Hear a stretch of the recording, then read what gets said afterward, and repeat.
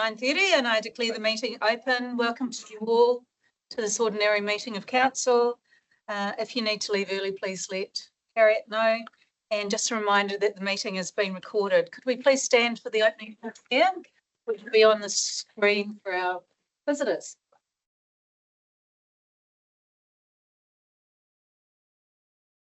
Kia tōna manaakitanga te mea rau. Kia ruia ki tēnā o tātou. Kia rahia te rua mā ki hihi.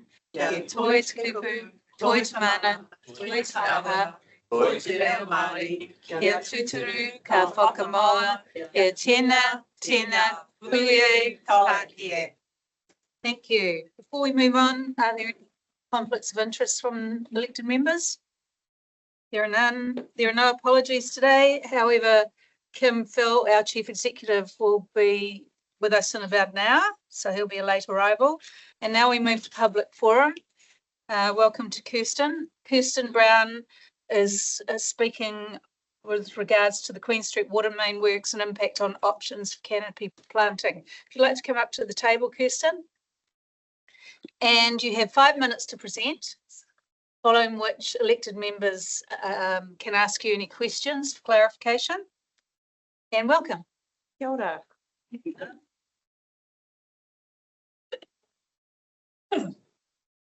First of all, I want to say that I had just a few minutes this morning to have a look at the agenda, but I've got it.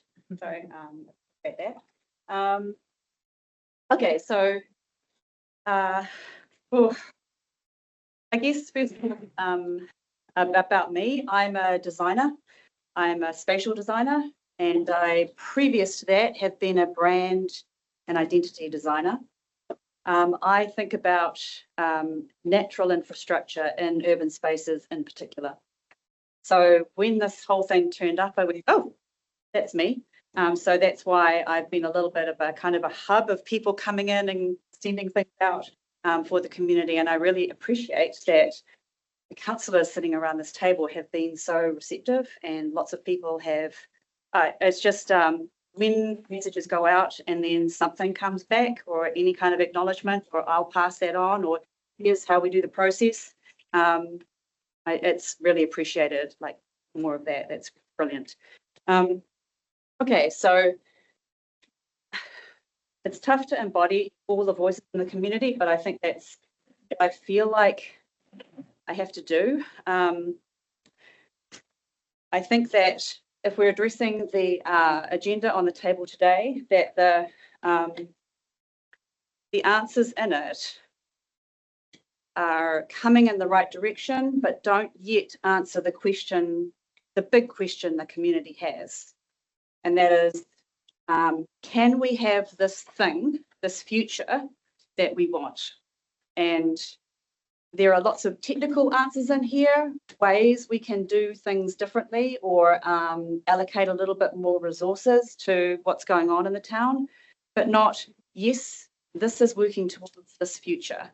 And I think that's the thing, is that this has become quite a reactionary thing, and I appreciate that the council is reacting to community sentiment, but it's not a visionary thing. It's still not thinking about the future that we need. So if we get down to super basics, the future that we need here is a climate one in particular, but it's also an amenity one.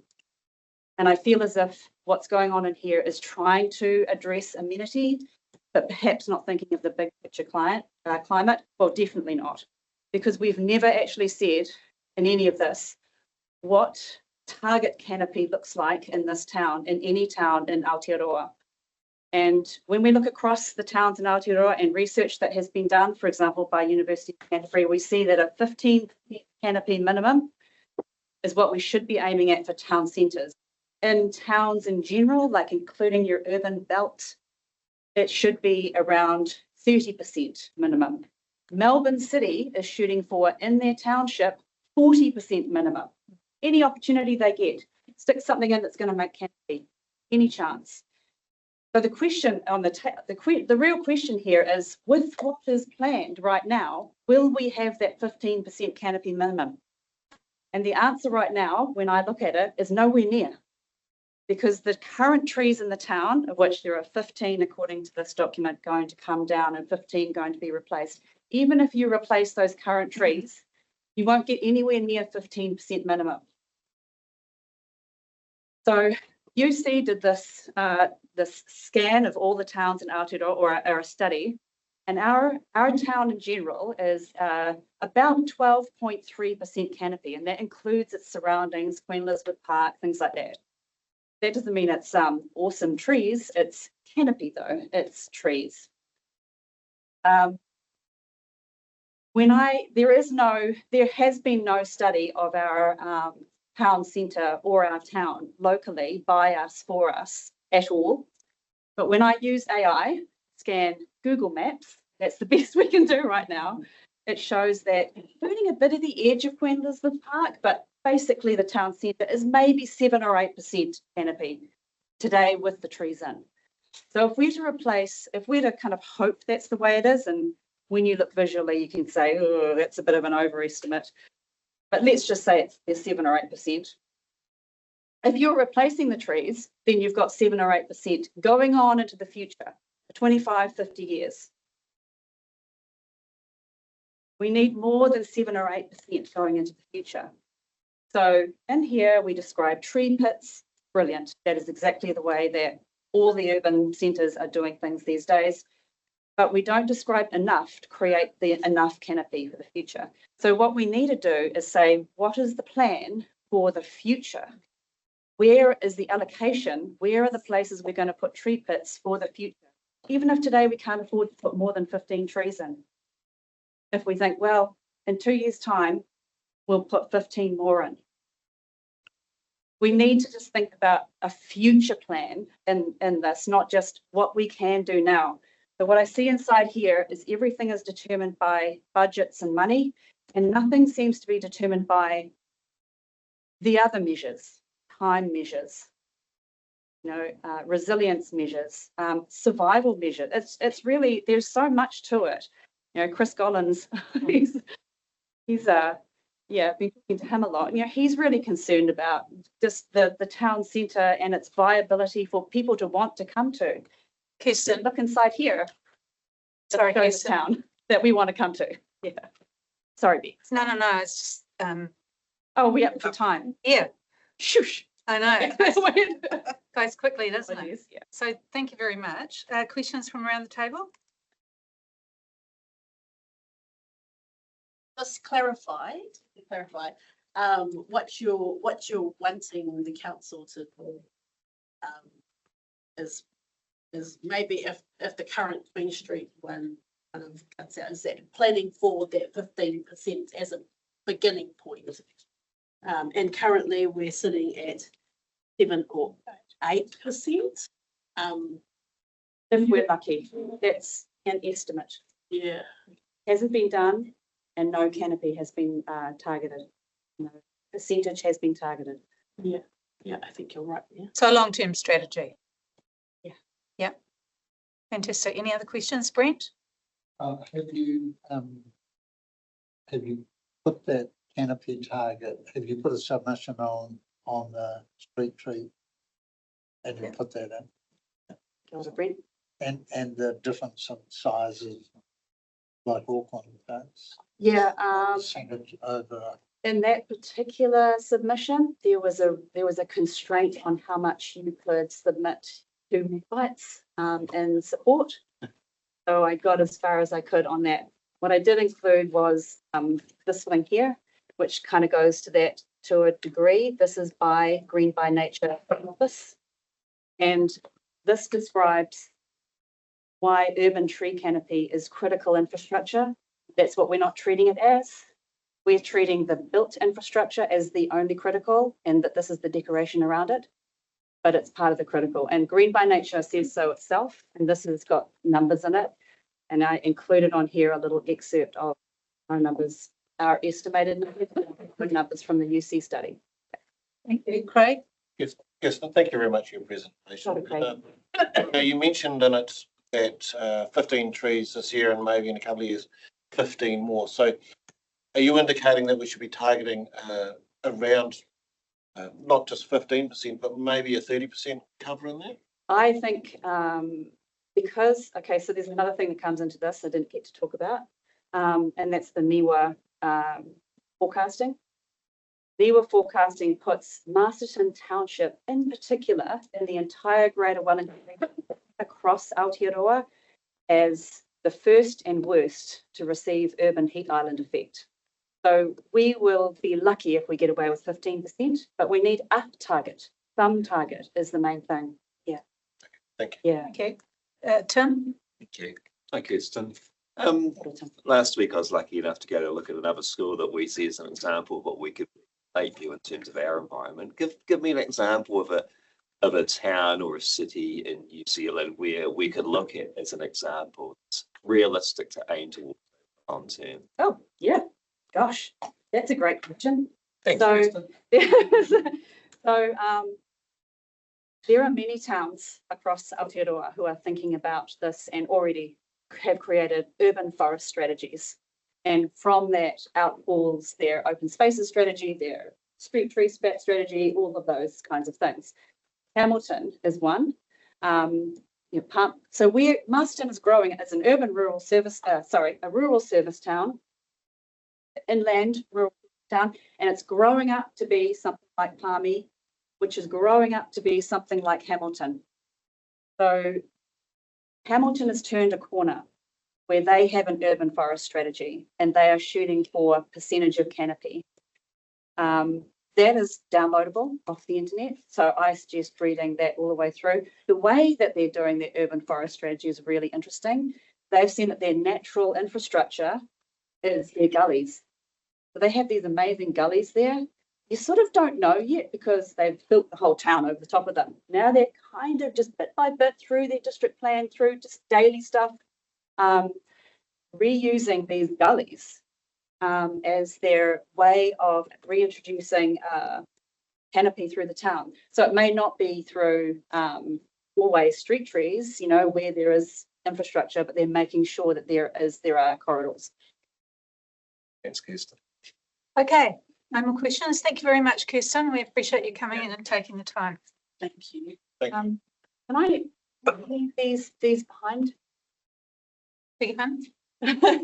So I've marked some artifacts here. These are previous work that the community still is very, very, very invested in. You go into any retailer in Queen Street and they'll say, what happened to that? And then we start talking about it. So I've printed out a few copies for anyone in the room here who is interested in here. A couple of extra bits in the back, including the Green by Nature work. And I've marked the parts in here where we have Queen Street specific plans that we're not doing at the moment. We did in 2019. Thank you. What I don't know. Thank you very much. The next on the public forum is we've received a petition, Help Save Our Trees, with signatories wish the council to reconsider the CBD tree policy. And I've got the petition here. The petition organisers don't wish to present in person, but have provided a statement which I'll read out. We are unable to speak to this petition today, but would like to say that it was a spur of the moment decision to get people's views on Queen Street as the protest trunk bans were placed around the threatened trees and at the showground farmers market the next Saturday. There was very considerable concern about the poor or non-existent communications. Why did they have to be removed in the first place? What was going to replace them, etc. Was later suggested, but not explained why, that only low-level shrubs would replace the trees. Masterton has a poor record compared to other New Zealand towns in terms of shade, and this would worsen it in the critical business district. We hope the council will now give a clear explanation of exactly what the replacement vegetation will be and when it will be planted. We hope better communications will be a key part of the council's new tree policy and that a number of archaic practices will cease. And that was signed by Diane and Grant. So we'll note the petition. So do we have a mover for public forum? I'm happy to move it. Seconder, Councillor Bowyer. All those in favour? Aye, motion is carried. Thank you. Now I'd like to call on Steve Cretney, Mayor of Masterton, and also Johannes.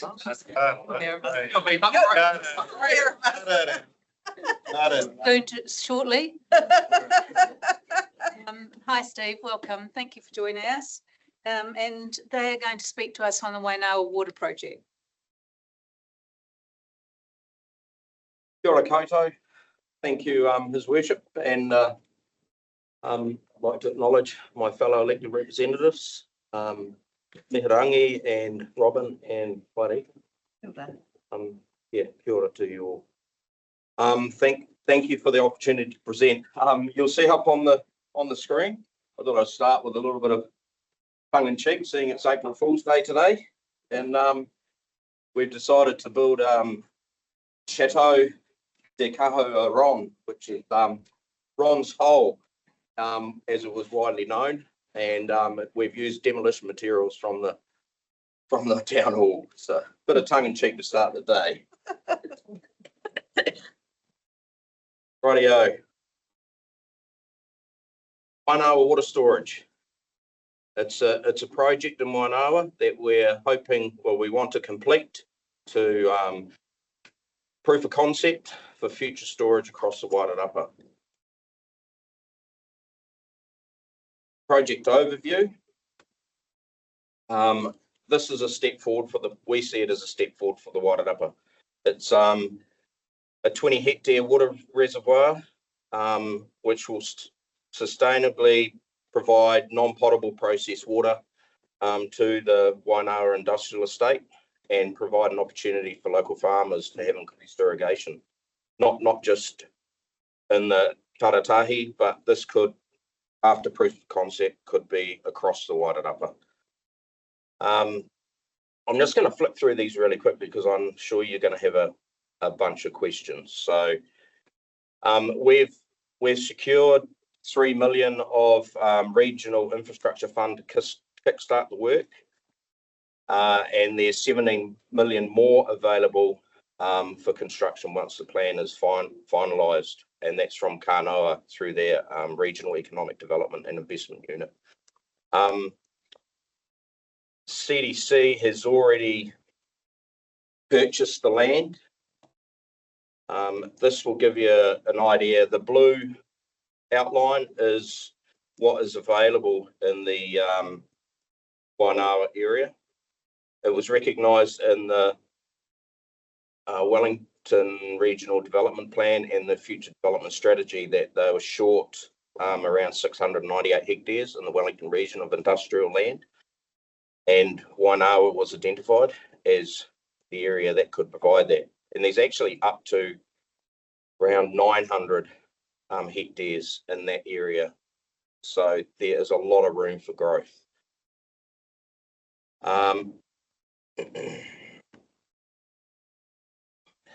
Its locality is exceptional with the work that was done on the railhead and with its location with State Highway 2 and the work that was done on State Highway 2 with the 2 new roundabouts. The roundabout at Wootton Road provides future access to the land that's down the lower end of that blue that you can see. The location is actually pivotal with the land that's been purchased because it is directly adjacent to the Taratahi water race. This shows the Carterton water race network, and it is significant. It's the Taratahi water race network is 270 kilometres long. Our take during high flows from Wainawa is 800 litres per second, which can go down to in low flows of 337 litres per second. During the winter months, which is one of the main reasons we have really been trying to push this project, is 10 million cubic metres is not taken through our consent. It's just goes down the river. So that is one of the main reasons for this project going ahead in the location that it is to take what we can under our existing resource consent and store it through the winter months to be used in the summer months. We also manage the Carrington water race as well. So the next screen, as you can see on the left, that is pretty well what the Wainoa layout looks like today with Kiwi lumber and so forth. And that on the right shows you the exact location of the land. Head down the right-hand side of that block is the water race. And that was purchased in September last year. And it's 43 hectares and it was purchased for 3.2 million, which was paid for by Carden District Council using an internal loan. It's not part of the Kānoa.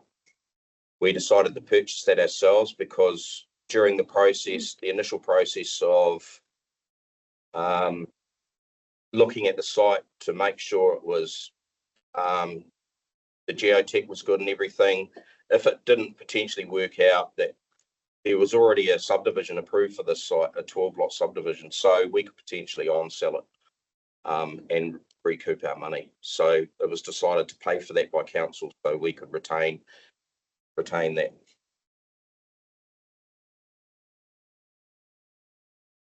Change.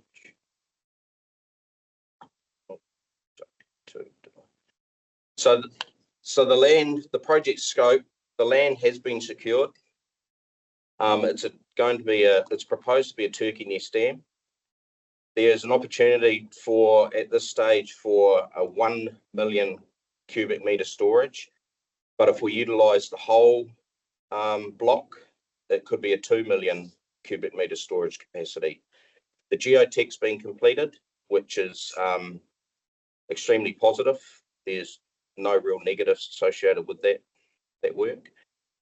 And there is an opportunity for future expansion if we wanted to into neighbouring land to increase the size of this. So this isn't just the be and end all. There's an opportunity for this to grow.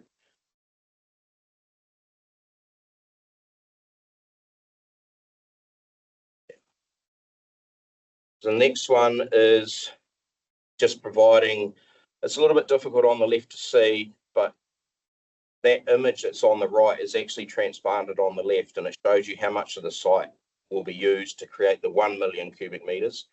But if we were creating the 2 million cubic metre reservoir, it would take up the whole site.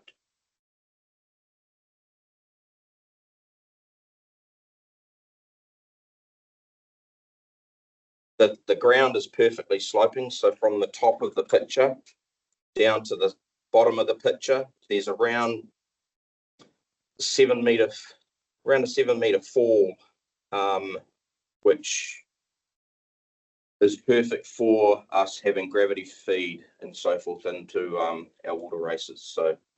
So from the top end will feed in and the bottom end will feed out back into the water race system and back and into the Wainoa industrial estate where we already have the processed water set up.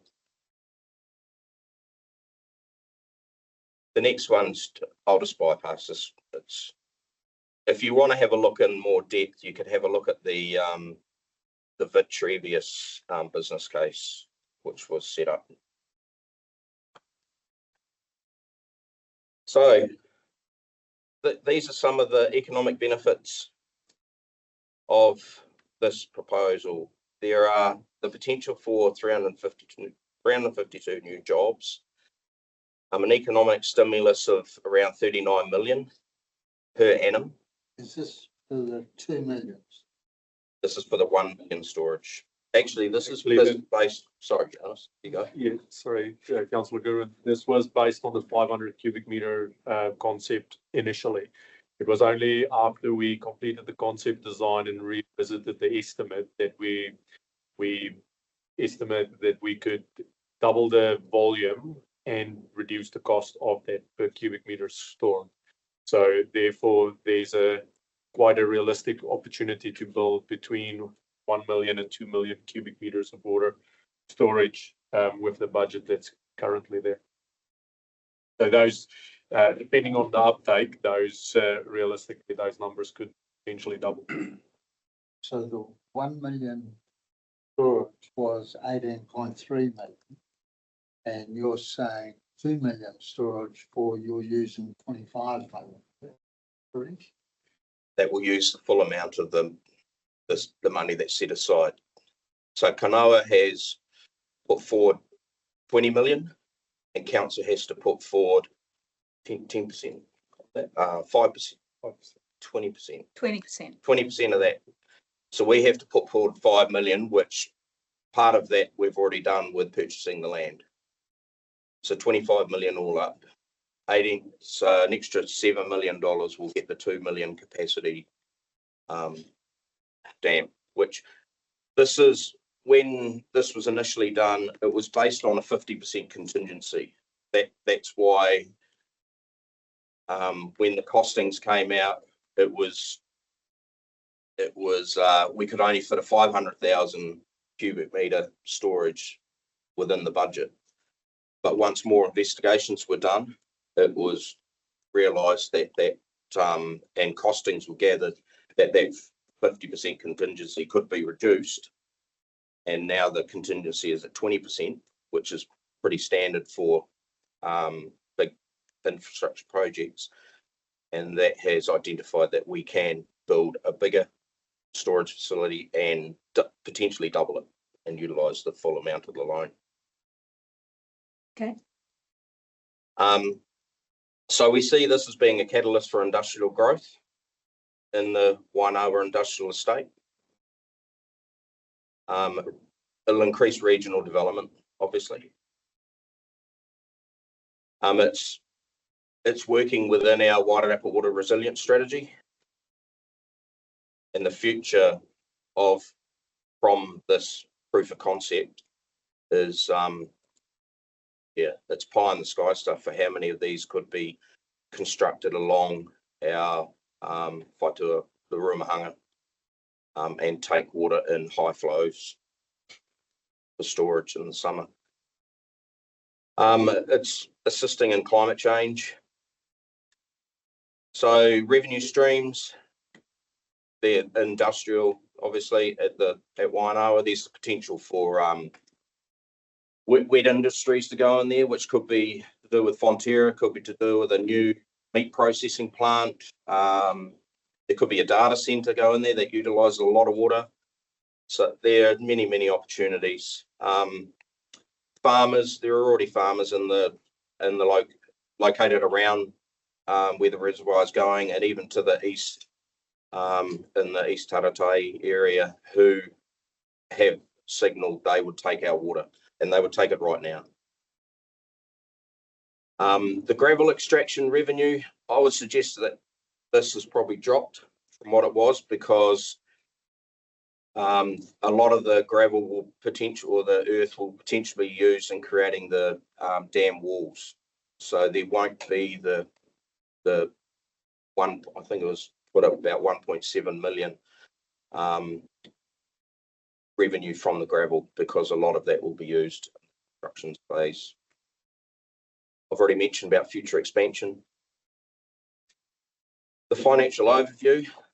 So the total projected cost is 18.3 million for the 1 million cubic metre storage option. The land purchase of 3.25 million. Kanoa pre-construction loan of 3 million. So that doesn't have to be paid back. We can use that for the likes of the geotech, for the full design plans to be done and so forth. Just a clarification. Sorry. So the suspensory loan, we don't have to pay it back if the project doesn't go ahead. If it goes ahead, it will be capitalised and then be returned. And construction of the 1 million cubic metre option is 8.54 million. Nice, that's the question. So that initial 3 million, is theoretically more discovery, more investigative work, which will determine what the ultimate outcome is? Because if you say if it doesn't go ahead. So can I answer it? Your worship, the the total loan is broken up into the normal loan and the suspensory loan. They have detailed or defined it as the pre-construction portion. The estimates are that it would be far less than $3 million to do the investigation and pre-construction work, at which point the project could go ahead and that could be then utilized for the overall construction. So building more capacity. But in the term how it's set up, you could do pre-construction up to 3 million and still not go ahead with it, which would be bizarre, but it's possible. And if you, for the pre-construction phase, how long would that period be? Well, geotech investigations already been completed, concept designs has been completed. It would be months, probably a few months once we get the go ahead to go through formal procurement and design, and then construction can start. And what would the time frame be for the whole project? We looked at around 18 months. However, that could be condensed depending on what's happening in the market. Thank you. It's disappeared. Screen's gone. Why is that? Sorry, you had 8.5 million to build the 1 million cubic meter. What was the cost to build the 2 million? I get a bit confused whether it's 1 million or 2 million option. All the figures are based on the 1 million option. So it's 18 million, isn't it, for the 1 million? And Including land purchase. And why is the in 2028 you've got 17.7% rates increase due to the loss of waters revenue? I would have thought that set outside this. Sure. On page 9. Answer that. On page 9, it's got the rates impact under this scenario is expected to have same average increase, 1.2% in 2026, 7.6% in 2027. However, the rates impact of the project is forecast to increase significantly in 2028 to 17.7% due to the loss of waters revenue. I didn't understand. So if I can clarify, my understanding, what Jeff was doing there was looking at a council view at Carterton District Council's financial state at that time without the water revenue coming in. So that is independent of the water storage project. So is that like stranded overheads, that sort of stuff? That was painting a picture to the council of the state that Carterton District Council would be in at that time. Yeah, I mean, I suppose I'd like to see what the cost of the project would be. I understand what you're saying, but I would like to hear what the cost of the project would be over time. 1.2, 7.6. So the estimate at the moment for 1 million cubic meter water storage around $18.3 million for the cost of construction, including land purchase, and that is anticipated to be spent over a period of 18 months. Yes, but it's that. Yeah, I was just curious on your rates increase through this project, without any external help. The numbers referenced in the report were the worst case scenario. The business case for the project was always built on the premise that the project would wash its own face, that revenue would be received from the time of capitalization. So meaning that the revenue from the water sales would service the loan until it's repaid. Okay, can we let Steve finish? Yeah, so Thanks, Tricia. So further through this, we have the construction reticulation costs, which is set aside for pipe work and pumping and so forth, if required. Co-investment opportunity with the 4 councils potentially, iwi, who have signalled they would like to be a partner in this and invest.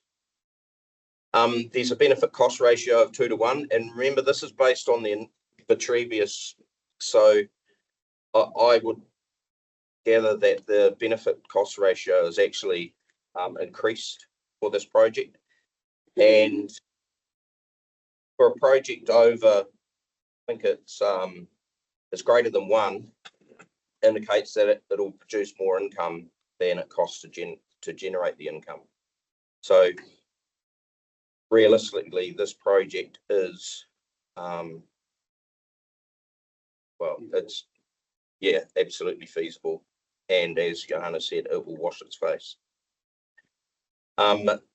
Again, this is out of the Vitrevious. It'll generate a profit of 110 million over 40 years, but these stats have not been updated, and I think they would considerably change, but that could be a process that we could undertake with Vitrevious to check. Why have you based the term of loan of 15 years? Why say 30 years? 15 strikes me as very short and expensive. The loan term is determined by Kāinua, and however the business case works on a longer return period. So, and assuming gradual uptake, what we anticipate is that a much faster uptake once water is available. But the 15 years is determined by Kāinua. And is there, I mean, you know, it's that build it and they will come worry that is, I suppose, the risk. Well, it's not really it's probably the difference in revenue. If we have customers there now that we can sell it to, e.g. agricultural, but you won't get the same dollar per litre that you will selling it to industrial. So it's the revenue that will be generated, which will be different. But we have customers there who will take up the opportunity as soon as it's constructed and we can provide that water. So I've got a couple of questions, then we'll go around the room. So my understanding is that the Kanoa funding is dependent on 20% from you or partners. It also says in the report a number of times that demand for raw water is quite low at present, and that and it asks whether there's an opportunity for the demand to be developed during the discovery construction phase. So I appreciate your comments on that. And the other question I have is, you talk in the paper also about other investment partners, such as, and you've noted on here, Greater Wellington, iwi, South Wairarapa, and businesses. You're presenting an opportunity to us for investment. Have you presented opportunities to these other parties for investment? No, you're the first. I spoke with Fran yesterday and they would like me to present to them just the same as I'm presenting to you. Okay. And Ray Paul has asked for me to present. Okay. So my other question is, what's your proposition for Marsden? What are you asking for? Well, I think that's something for Marsden to discuss amongst yourselves, how much you think you would like to invest in it. I don't really want to go putting a figure to you. Okay. I think you should look at the viability of this and the economics of it for the Wairarapa. This should be looked at as a Wairarapa project. Because obviously too, the projected revenue that comes back sits with CDC as the structure is at this stage. You know, yeah, so they're just the things I wanted to float. And those will have to be ironed out, I guess. Yeah, if you decide to invest, there will have to be discussions around how that works. Revenue sharing. Well, Is that Brent? absolutely. Revenue sharing. So any other questions of Steve? Yeah, Go to Craig, then Maharangi, then, oh, anyway, Craig. so you talked about you're not using the full allocation of your resource. When does the resource consent come up for renewal for that? Yes, absolutely. So the resource consent is currently being renewed. Okay. And that is. Oh, that, thank you. Maharangi? Kia ora, I've got three pārtai. The first one was, are you able to share with me who you've spoken to at Rangitane? I don't know. Have you spoken to anybody at Rangitane? So this has been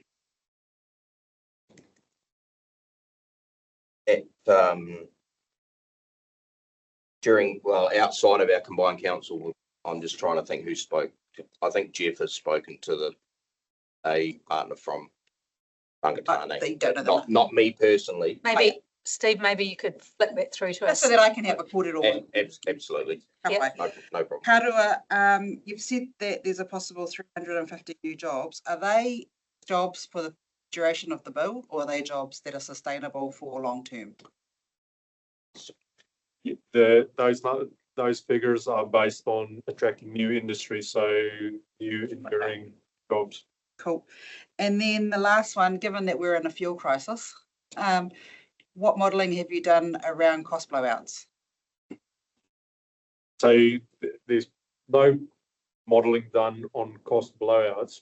However, that's why we've done quite a detailed investigation before we go out to the market, and we would manage our risk by the way we go out to the market, and when we engage in a contract, that those risks are managed. It's currently a significant risk, but it is quite a normal risk to project delivery. Well, yeah, I don't know if it would be normal. With the information that we've been getting in some of our circles is that obviously this is going to be a long tail of recovery, but that also in the similar fashion that we experienced in the buildings system and building and construction during COVID, what the impact was on stuff then. And so I think I would hope that you would look into the learnings from that to do the modelling for, because it's probably going to be something similar. Yeah, We weren't prepared for that. With recent tenders that's gone out, so that's currently live, we'd have placed a notice in there that the council, not with Masterton or Carterton, but with another one, that we reserve the right to defer the start of construction and start of engagement and contract to allow for if this were to get worse, or if we're still in a crisis at that time, give yourself a buffer to defer. Choice. Kia ora. Any other questions? Councillor Holmes, then Brent, then Tim. Sharp. You mentioned, Steve, the fall of 7 metres. Was that from the inlet to the pond? 7 metre fall. Was that from the inlet from? It's across the actual reservoir. So I've just based it on the height of the bund at one end compared to the height of the bund at the other end, showing the fall of the land. So it'll be deep. The pond would be deep at one end and shallow at the other to get your level. Well, Doesn't matter. Look, Yep. so the natural lay of the land has a natural gradient. Obviously, when you construct, you cut and fill and balance that out. One thing that we will take into consideration is the height of the water table. We don't want to put any liners within the water table, which exacerbate, which makes the cost more significant. So, and that turkey nest will be lined. yes. Thank you. That's all at the moment. Brent, then Tim. Just two questions. So with that fall, I'm wondering what's the highest bund you'll be building? Is it suddenly 9 point? 9.2 meters, I think it is, 9.3 meters. 9.2, At concept stage, yes. okay. And, what, what, price per meter are you talking about? Like, we talk about potable water at, I don't know, $2 to, who knows, $3 a cube. What do you? I could not give you that dollar figure. It's in the rates that they used in the business case was $1.25, I believe, in the industrial area. And then the agricultural use is around 30, I believe it was 30 cents or 45 cents per cubic meter. Thank you. Tim? Thank you. Thanks, guys. Just with this, you gave broad examples aside from farmers of industries or that would be interested in this sort of project. Have you got concrete examples, or are they just things that might happen? Talked about data centers, for example. It's just an opportunity that there could be for the Wairarapa to set up a data center because of the water availability that we will have there, and the solar farm that's potentially going to be built across the road. There is opportunity, and the opportunities in Wainawa are only going to increase. So I can't give you specific businesses that we've got on the table that are going to go in there because we've got water available, but we have people working in that area to try and find us customers now. So Thank you. And just a second question, it's kind of two questions to give it. So can you do this on your own, and are you offering us an opportunity? Is that essentially what this is now? it is that for me, this was going ahead prior to the change of council, and I felt it was only right that the new council looked over this and made up their own decision how they wanted to move forward with this. And I feel it's with the way that we're being pushed by central government that this should be looked at as a Wairarapa project. It benefits the whole of the Wairarapa. The Wainawa is the Wairarapa industrial estate. We will be looking at changing the name of Wainawa into Wairarapa industrial estate. It's the fact that our council looked at our debt, and we will lose nearly all of our debt with local water done well, the transfer of debt. And then we would take this on and we would just lump that debt back onto our ratepayers. And we don't feel that that's fair of our ratepayers to dump another $25 million that we've just lost through what local water done well and put it back on them when this is really a Wairarapa project. And if we're looking at seriously at amalgamation, if that's what we're doing, which I believe we are with what Wellington are going through at the moment, then this should be looked at as a Wairarapa project. And it's spoken about numerous times how government doesn't want to invest in here. Well, I don't agree with that in a lot of respects, because we do get money. We've had money for Hutt Aerodrome. We've had money for the railhead at Wainawa. We've had 1.7 million through Kānawa for the first part of this project, which was setting up the process water which is already piped and providing water to some businesses in Wainawa already. So there's this. I just see this as a Wairarapa project. I feel that all three councils, and if iwi want to invest in this, yeah, I can just say I don't want it to be a burden on our council, and a lot of our councils around the table don't want that either. And you'd like it to be an opportunity for us? Absolutely. And South Wairarapa, and I want to push it to Greater Wellington as well to invest. And if our iwi partners are interested as well.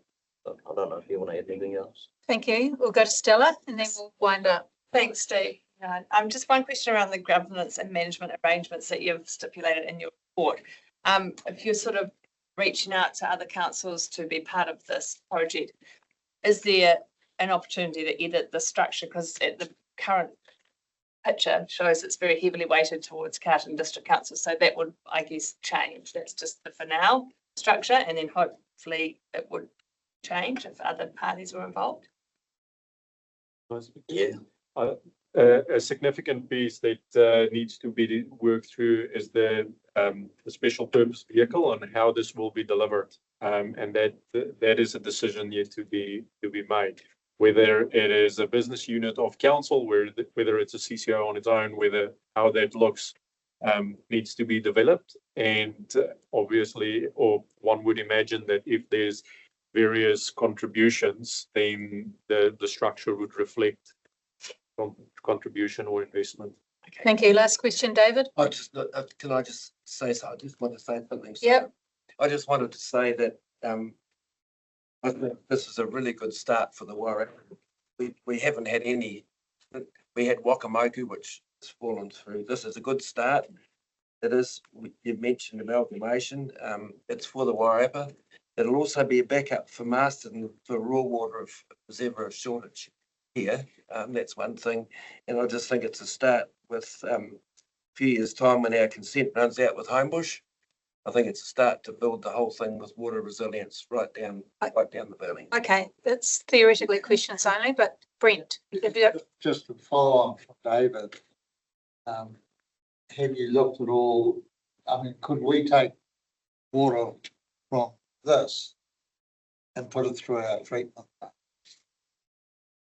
If I can say, it's possible, but practically unlikely at just of where it is. So you'll need to either take water the storage to Kaituna, or you'd need to treat before it goes back into your network.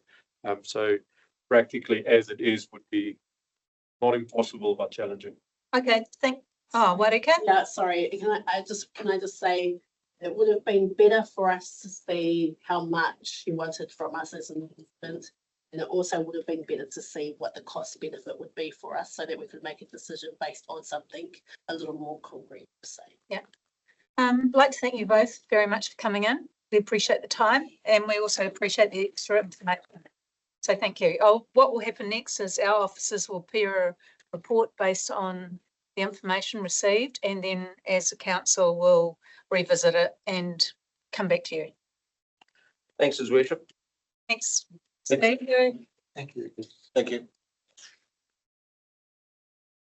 Okay, moving on to item 5, there are no late items. Then we move to page 7, which is 6.1 minutes for confirmation.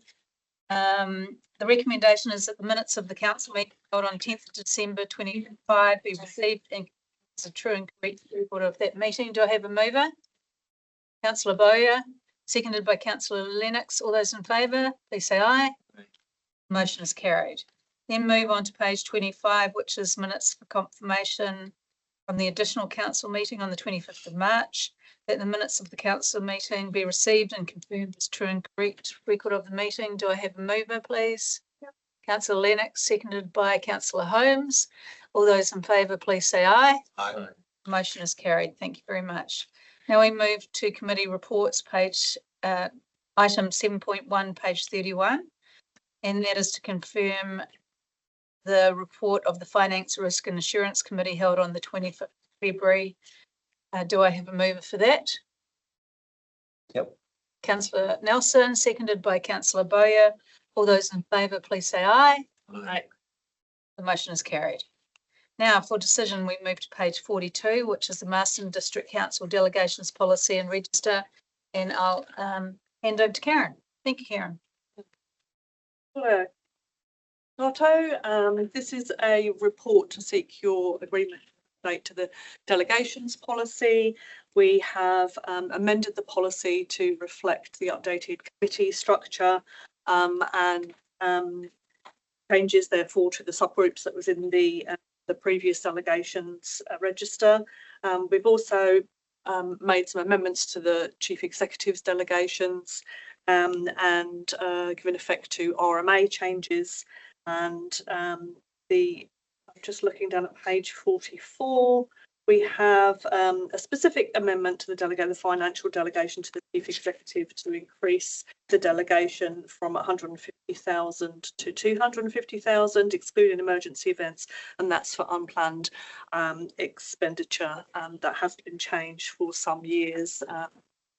If things keep getting more expensive. So happy to take any questions on that. Councillor Nelson? Just about the last point you shared, increase in the delegation from 150,000 to 250,000. Things are getting more expensive, but that's quite a significant increase. Can you give me examples of how that's been used in recent times, up to $150,000 by the CE?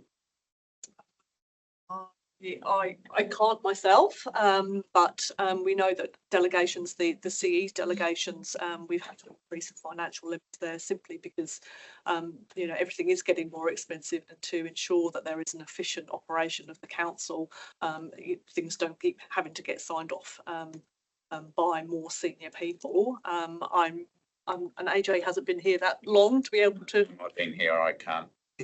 At the moment, I can't recall an incident. I'm not saying it hasn't, but I can't recall something at the moment where it's actually had to go up to 100 to 150 or 250,000. So if that was cumulative over, so there could be several examples of that in one project.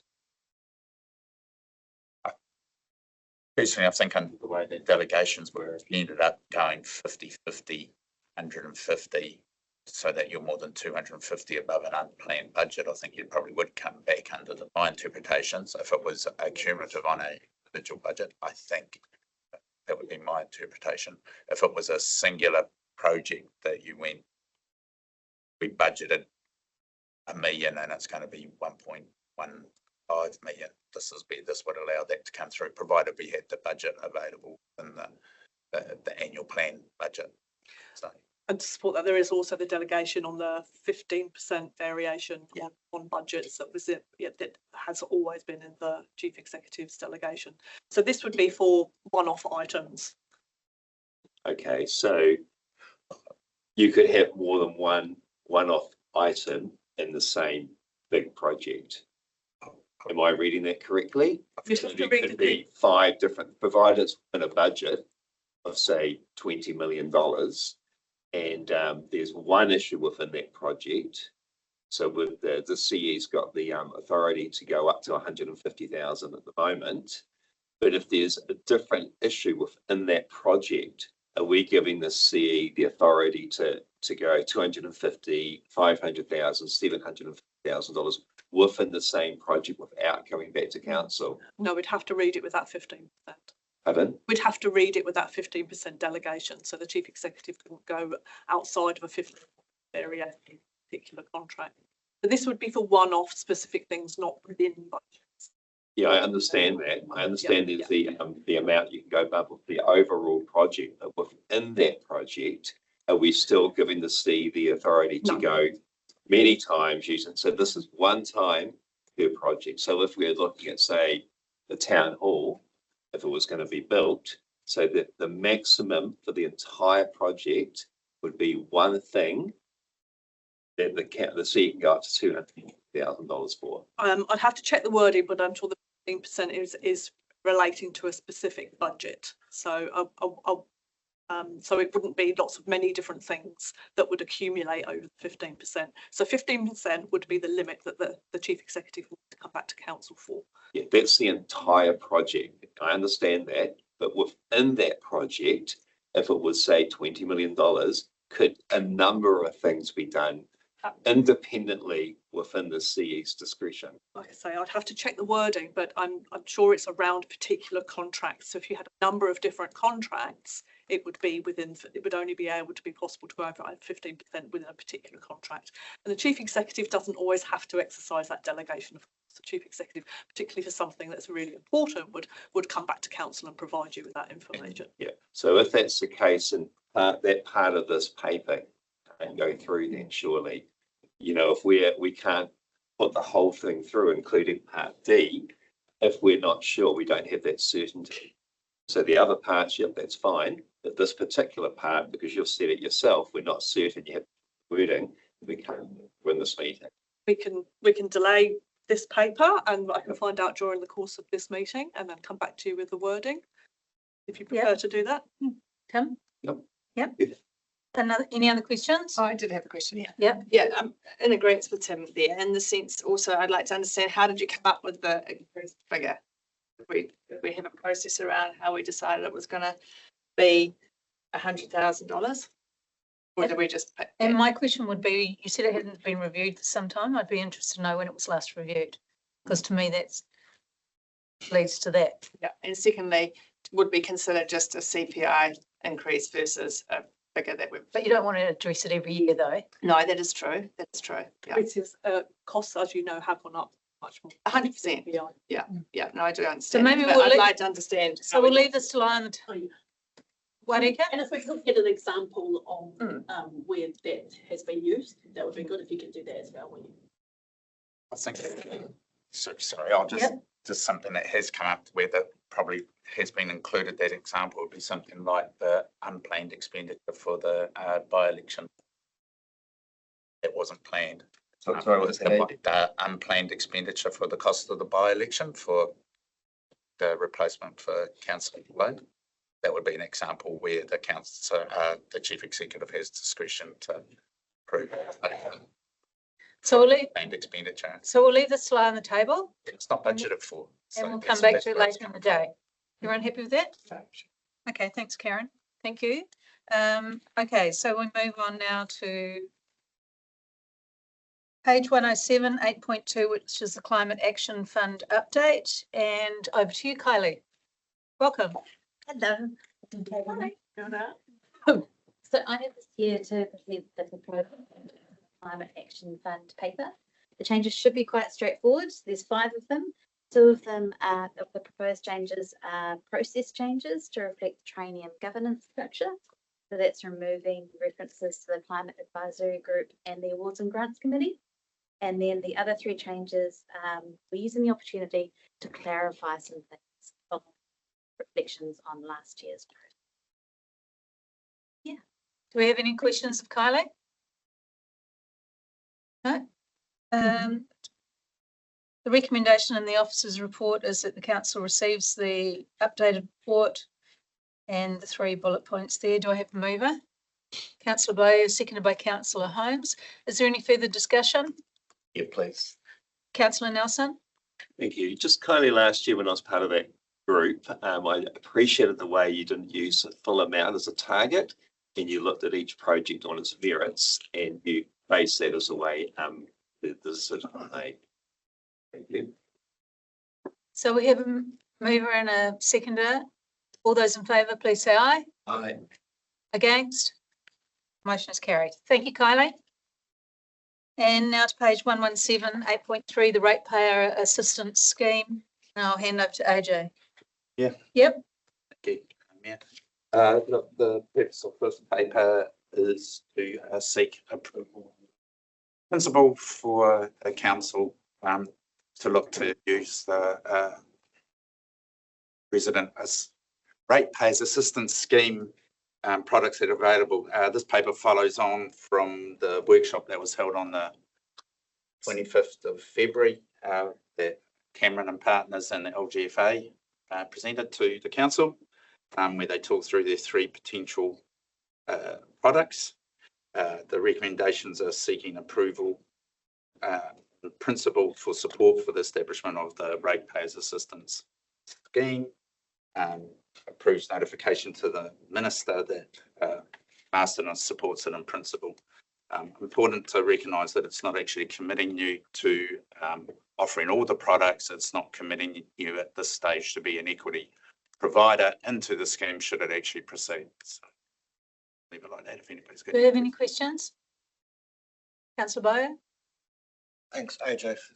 Just want to confirm, and you've said it already, I just want to confirm that it doesn't commit us to every one of these products, because myself personally, I do have an issue with the deferred development contract. But the way it's been presented to date is that if you sign up, you can only have you don't have to offer all three products. You can offer 1, 2, or 3. So the council, if the scheme gets established, can determine we only want to offer the third rates option. You only participate in that part of the scheme. And that will, that'll just be decided by us as councillors at a later date, yeah. Once the scheme's been established. Yeah, thank you. Councillor Nelson? Thank you. So just to clarify each question, so we're just, this proposal today is not to put all three aspects of it through. It's just, and that can be done later on. This proposal is purely just to support in principle the establishment of the RAS. Yeah. If the RAS gets established, that's correct. You can determine whether you want to be the council can determine whether you want to be a member council, Okay. whether you want to be an equity council, and which products of the RAS the council wants to offer to its ratepayers. Yeah, thanks, AJ. And just another question. Can you explain, I saw this in there, the joint several guarantee, what that means? Yeah, so that's no different to what we have with the, our local government funding debt. So what it means is that every council that enters as a member is potentially liable for any call on that scheme if there was a default. The way the scheme has been set up is that if we only offer one product, like we only offer the deferred rates postponement, and a call's made against the deferred contribution product, Masterton would not be liable for any payment, any proportional repayment to the scheme of any losses that the scheme's incurred from a person who's borrowed from the scheme. So effectively what it's saying is somebody borrows $1 million, if they, the way the scheme's working, they will be looking at what potential equity is, etc. And they've said in the presentation that they would not look to provide, let people go less than 20% equity, but say they lent them $1 million and then equity was only $800,000, so the scheme was out potentially by $200,000. The scheme would then make a call against all the participating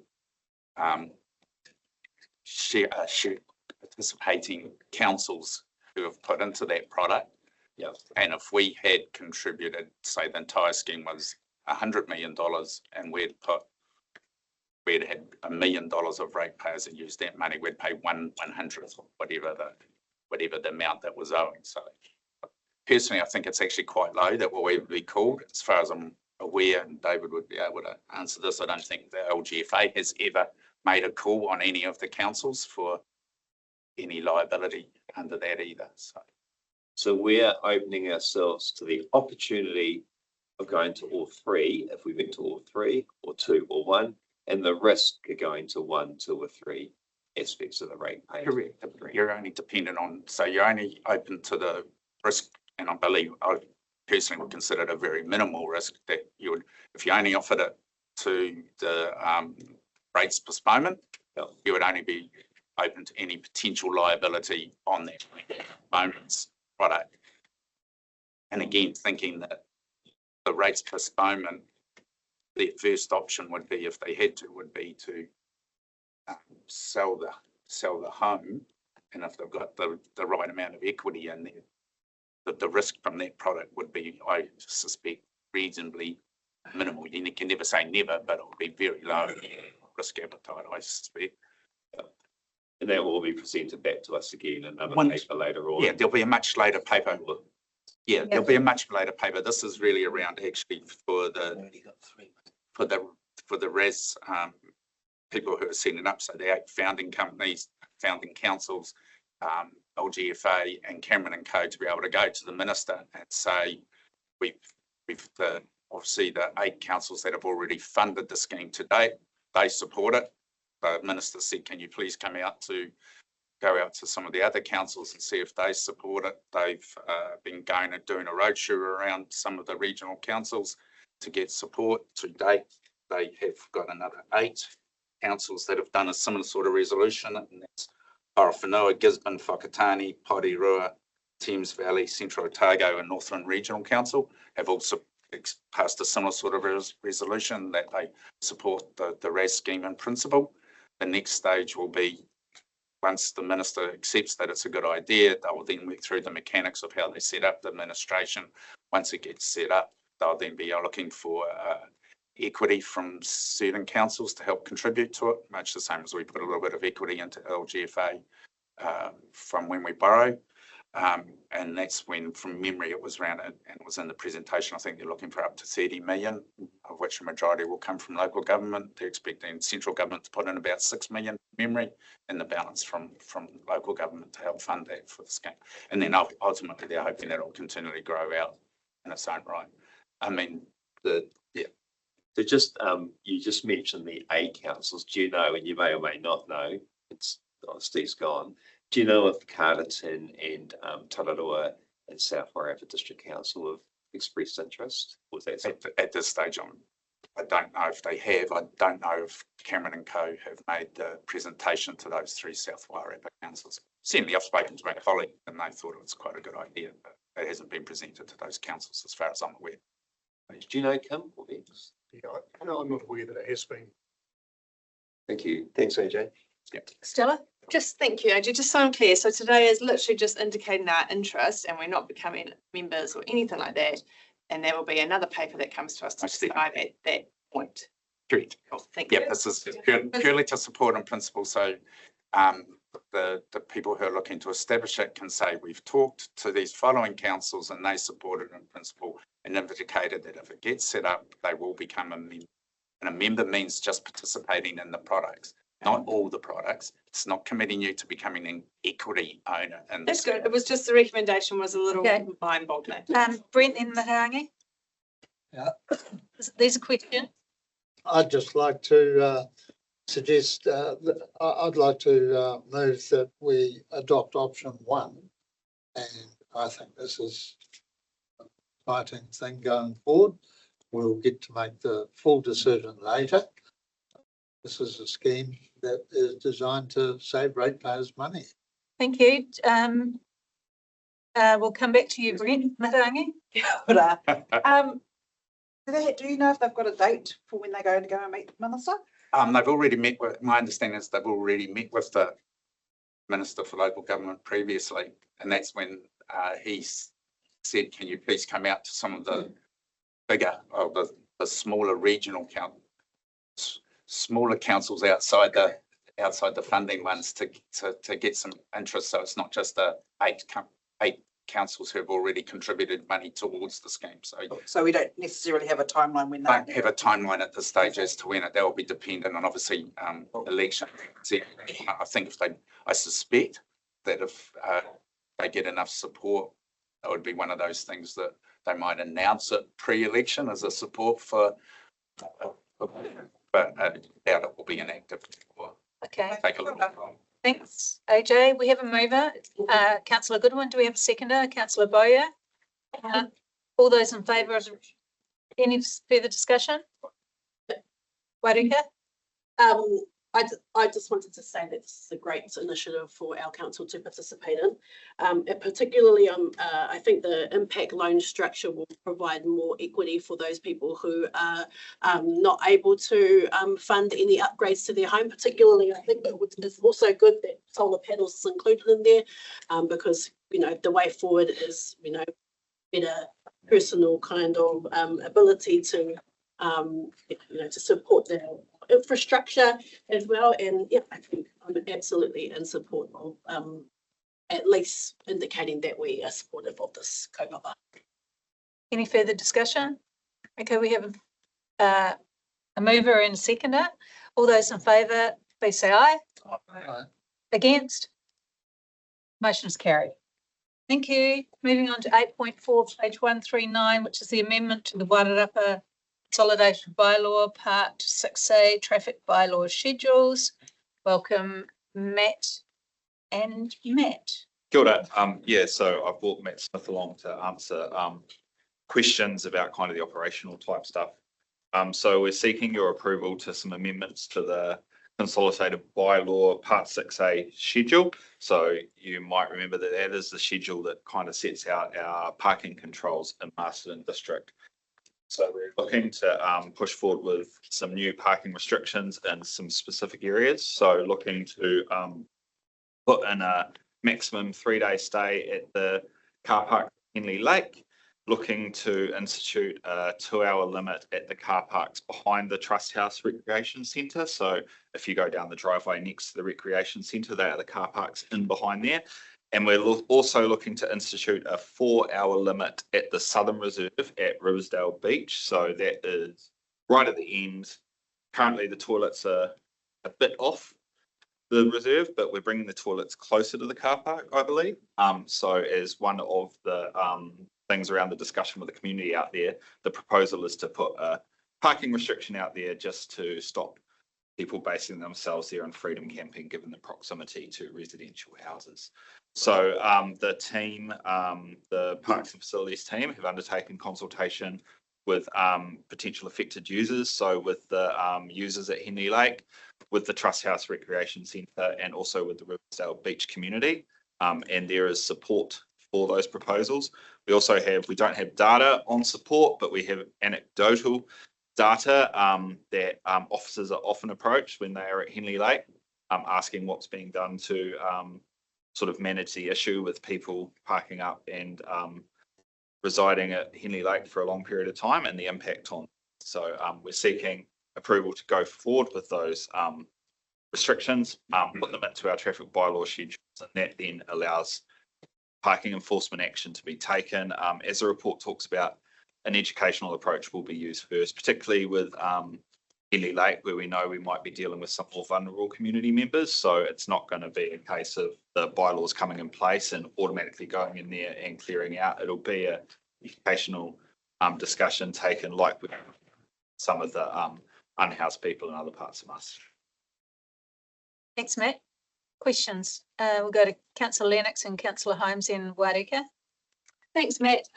Appreciate the report, and it's great to see this is actually coming into fruition now. I know it's been talked about for some time. My question being the 72 hours at Henley Lake, that to me still seems quite a long amount of time, 3 days. Is there a reasoning for that versus the shorter period of time that we're doing for Riversdale of 240? The reason we've gone with 72 hours is in keeping with the motorhome safety standards for self-contained. That is 3 days. So it's in line with that. And the reason we went with that is, you know, they have to be literally self-contained. They have to be able to have fresh drinking water, wastewater containment and all that sort of stuff for the 3 days. And that's why we went with that. We weren't stopping people from being there for a night or two, you know, taking advantage of that facility. It was the people that have, I guess, elected to be there for some months in some cases. Awesome, thank you. Councillor Holmes? My question is exactly. Okay, Warika, then Councillor Byatt. My question is in regards to the figure 3 Henley Lake car park. Is there a reason why we're making both parts of those car parks available for the 72-hour time limit? We potentially have the, I don't know what side is it, figure 3, you know, just kept for the shorter time frame and then having the 72-hour park at the side. The reason we went with both car parks was it was felt that, you know, realistically it's probably 100 metres apart, and that if we put a restriction on what I describe as the northern end, they would just simply move to the other end, which is frequently used for people that are there walking their dogs at the playground. And we thought that we'd just be moving the issue from one car park to the next by having a blanket approach. Certainly with the feedback that we got from users, they thought that would be a simpler approach and easier to educate people that it's not one or the other, it is simply both those car parks are 72 hours. Right. And because I haven't seen people parking on, like, long-termers parking on that side. No, we haven't experienced it either. I think though the reality is, as I said, that if we restrict the other side, then it's simply a 100-metre drive and you're parking in that other area.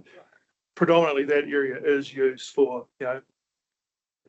mums wanting to be in the playground or people wanting to walk their dogs. So that does tend to be short stay.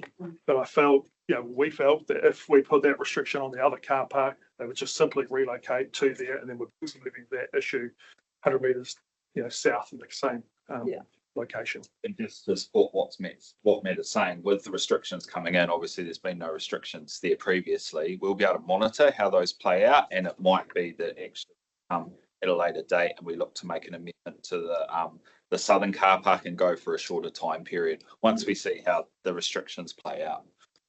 Sorry, one more. I'm an NZNCA member, and they have a 10-day limit for a 30-day month, like for the calendar month. Is they're going to be imposing something like that? Because I haven't seen anything. Or is it just 72 hours, go away for a day, then come back for 72 hours if you wish? I guess that is an option for them under what we're looking at the moment. But I think from an operational point of view for us, the 3 days is easier for us to manage. If someone does choose to leave and then come back, there is the hope that they're clearing up their site so they're not expanding out, which is what we're experiencing at the moment. And it gives them the opportunity to be truly self-contained, so they can go away and get fresh water, dump station, clear up their waste, all that sort of stuff. Councillor Boyer. I was just going to supporting Matt there. There is an option later. We could look to institute a no return in the bylaws. So we don't currently have that in our bylaws regarding parking limits. They do in some places. Tauranga recently put a no return on some parking areas. So we could look at putting like a no return for 12 hours or 24 hours later. Again, that becomes a bit harder to enforce at the moment. If enforcement technology moves on, it might be something we can enforce. So we're just kind of going with what we think is enforceable at the moment and not being overburdensome in our regulations. Thank you. Councillor Boyer, then Stella, then Tim.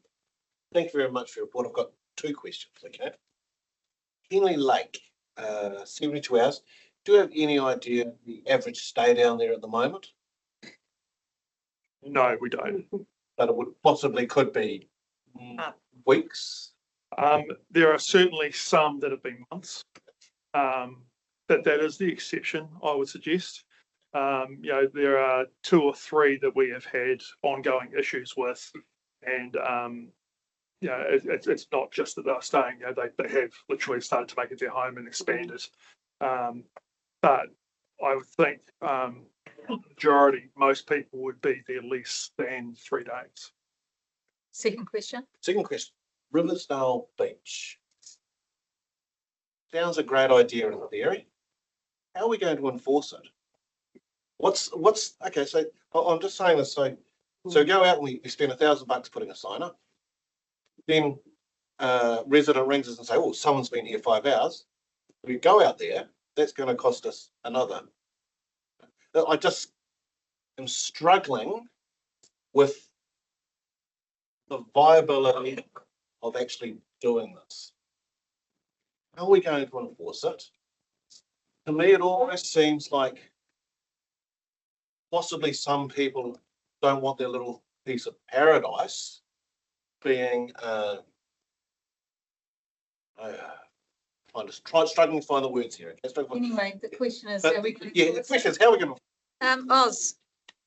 So yeah, we appreciate the remoteness of our beach, southern car park. So part of this will also include CCTV. So there is which is going to be upgraded and accessible. So if there is a complaint, we'll have video or CCTV footage to get number plate details, and we can follow up those inquiries for our regulatory team. Thank you. Stella? Thanks. My question's in regards to Henley Lake more so, and that is obviously we'll put the timing in place. My concern would be they then move on to somewhere else within our district that they want to set up. Have we got certainty that there won't be move on new spots like Queen Elizabeth Park? Is that same limitations on it, so they don't now all turn up to the car park next to the skate park or other areas around the town?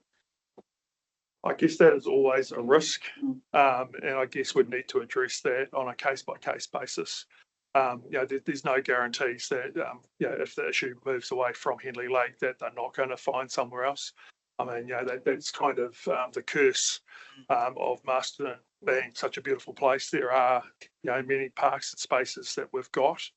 I think that, as I said, in all honesty, we can't say they won't relocate somewhere else. Yeah. But I think that that's something that we'd need to address at that time. You don't think it would be smarter to do it now whilst we're doing this work? No, I'm just sort of thinking ahead into the future. How do you do it now, though? Pardon? How do you do it now? Guess?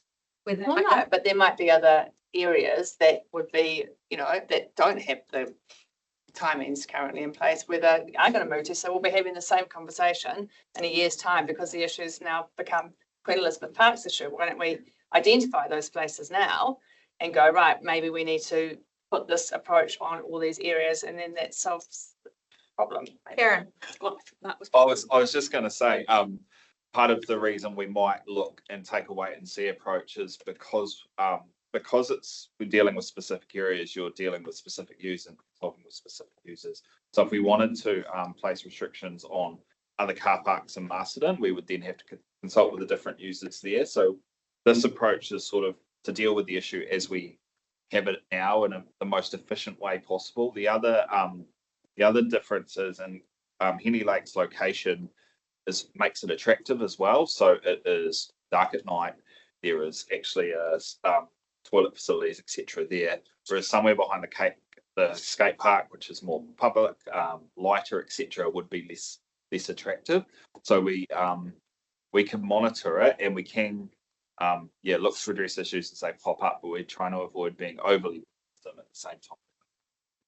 Yeah, just in response to that as well, is that we have to have the evidence because this is a regulatory instrument that effectively criminal offence and infringement fees. We have to have the evidence of a problem in the first place, so we can't preempt somebody moving somewhere.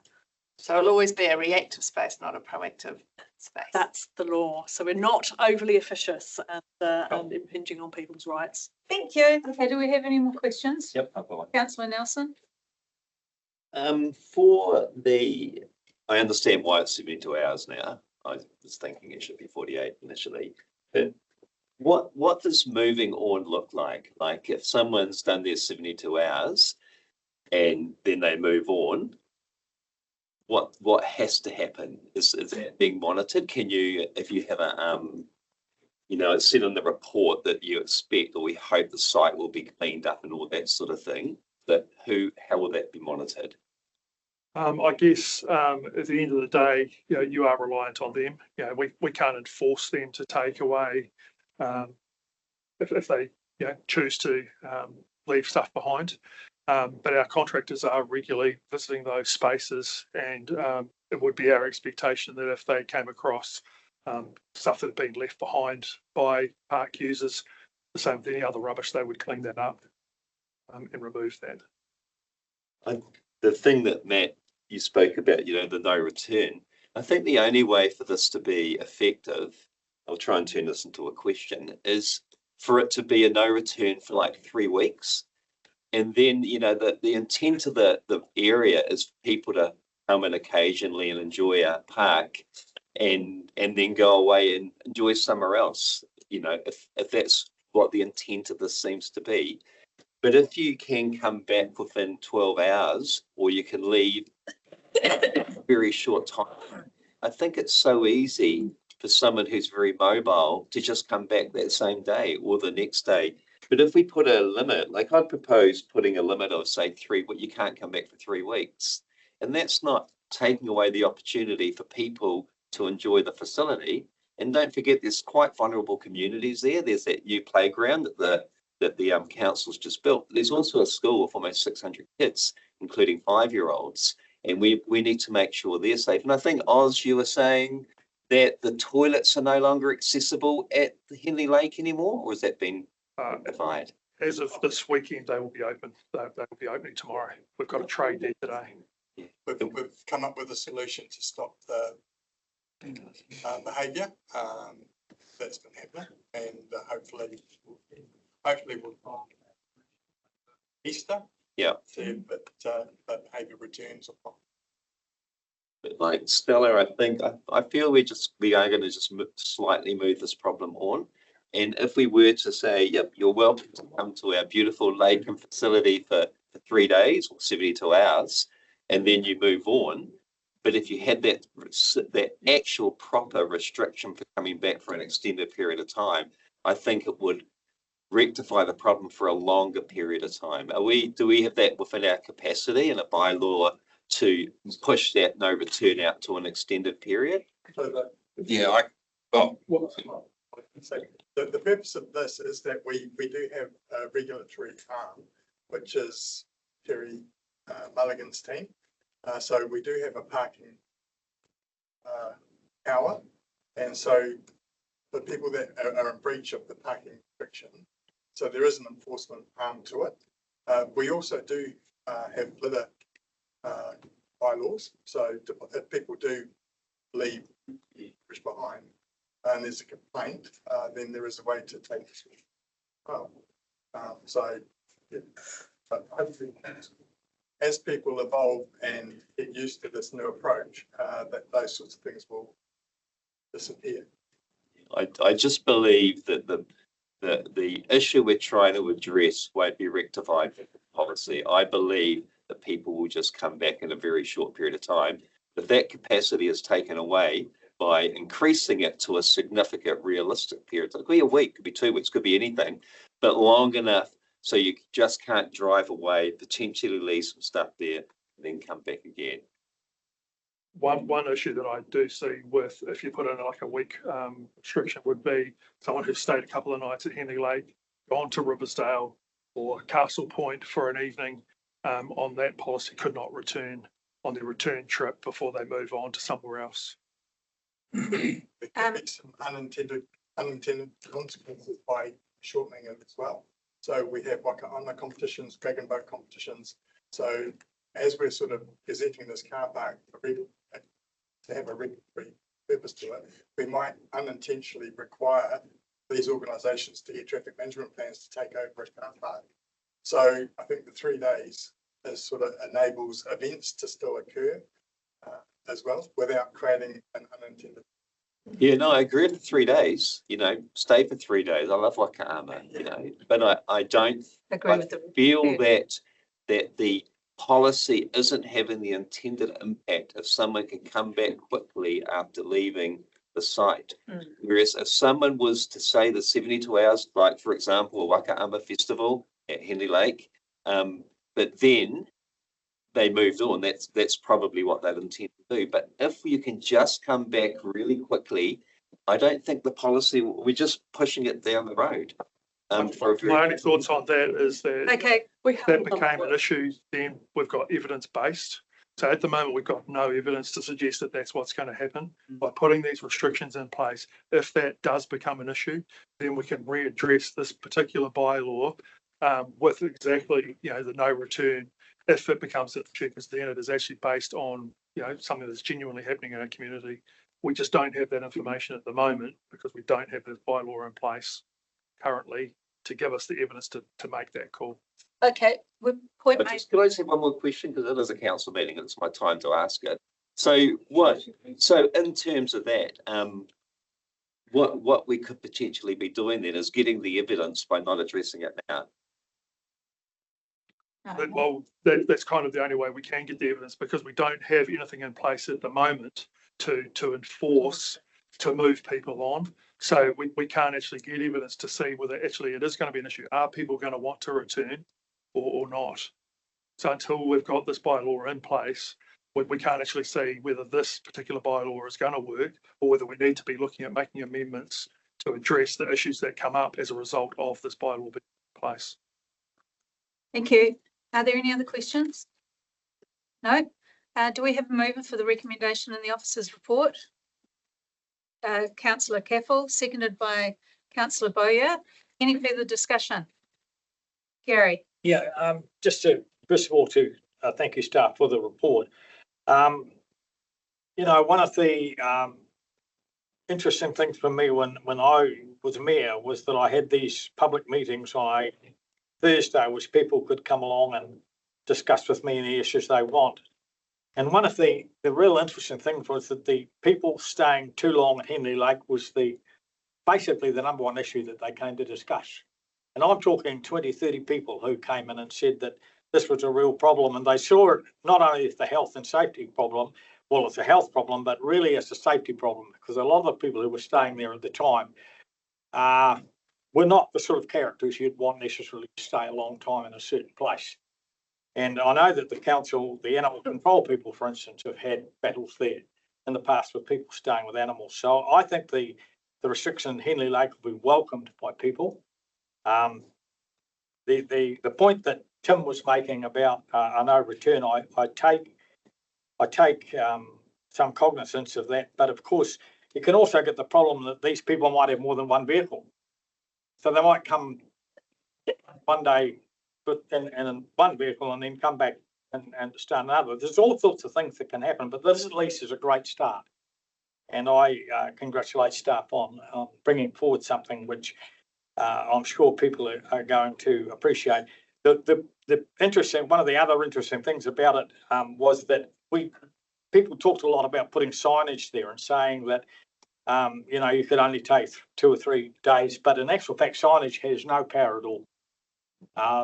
People, they don't need to take any notice of it. So having this as a bylaw, I think, is a really good way forward, and I congratulate the people who've come forward with this. Marika? I agree, Gary. And it's only recently that's become a freedom camping spot. So I'm not sure when that went through, but it is technically a freedom camping spot, which means that we have the obligations to make that available. But my contribution to this part of the meeting is actually in regards to the parking behind the swimming pool.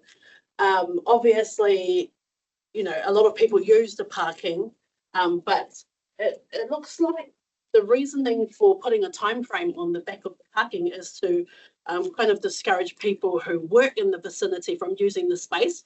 I'm not sure if there's any data in there that kind of determines or provides reasoning as to beyond that. Like, we don't have any numbers. I'd struggle to kind of go, oh yeah, let's do this, when we don't actually know how many people are using it. And it looks like only Belgravia has been the determinant. And I don't know if we have gathered any information from the users of the facility. For me, generally, I don't really park around the back. I park out the front, and I'll drive around the park. But yeah, it's just a concern to me that that the people that we have asked is quite limited as included in the paper. And that probably would have been a good question. There Yeah. Other people contacted, New World staff, businesses, also users of the Trust House facility. So the reach has been wider. Okay, well, can I just then say that in future it would be good to have that information included in the paper? And this is kind of like the struggles with some of the papers that we do receive and receiving the information that's going to help us to make that decision. And that's quite a important, busy part of town. Sure. And I don't want to just put a parking restriction on it. Also, on top of that, I'm not really even sure how the parking around town is even monitored. And if we're just putting a 120-minute time frame on there, for what, when we've got parking that's not even being monitored properly in town. Maharangi? I haven't been down to Henley Lake for a long, long time, but I'm reading between the lines as I'm listening to the conversations today. And what I think I'm hearing is that there are some people who make other parts of our society a bit uncomfortable and potentially cause safety concerns. What's the appetite, or what is the responsibility for the council to, yes, move them on, but to provide them with wraparound support? Like, does the council have any of that? Does it have an appetite to be able to do that? How do we help these people get wraparound services so that they are not in a position where they're needing to stay there? I don't know if the council has any responsibility in that space. We're in discussion. We can come back to that. We're in discussion though. Oh yeah, cool. It'd be things like Kim's Way and the other place on Elizabeth Street. you know. Oh, where the- even the iwi organisations, you know, we've got mental health and addictions services, we've got whānau services in our spaces. So there is a process, Yeah, so we will feed that out. Yeah. Councillor Holmes? We did have a problem a few years ago with a gentleman who had a bus and parked there for weeks and he had dogs. So that what we're going to do here, I think, gets over that. And he did move on, but he did come back again. Okay, any further discussion? Yep. Tim? Am I able to put a motion, an amendment to the motion? We've already got a mover and a seconder, so we need to put that to the vote. So it was moved by councillor Caffel and seconded by councillor Bowyer. The recommendations in the report, all those in favour, please say aye. Aye. Against? Well, I can't put my amendment through, so I'm voting against it, but it's not really going to have any impact. I would like to put an amendment through to make it a no return. The motion's been carried. Thank you. We move on to page 151, 8.5, which is Wairarapa Combined District Plan Review, Joint Committee Establishment and Appointments. Over to you, Karen. This paper is looking to council to effectively reappoint the district plan hearings committee, consider slightly new terms of reference in that we will be considering the current appeals and giving strategic direction to officers around the appeals that are currently going through both the Environment Court through mediation. Because the previous hearing committee ended at the end of the development of the proposed district plan when that was promulgated. So we need some more strategic direction for the rest of the work to finish the job off.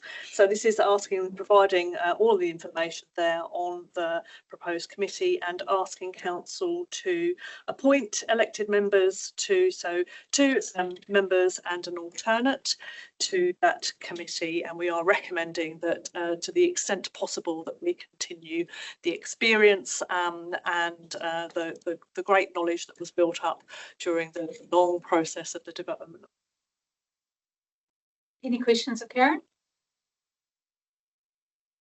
No.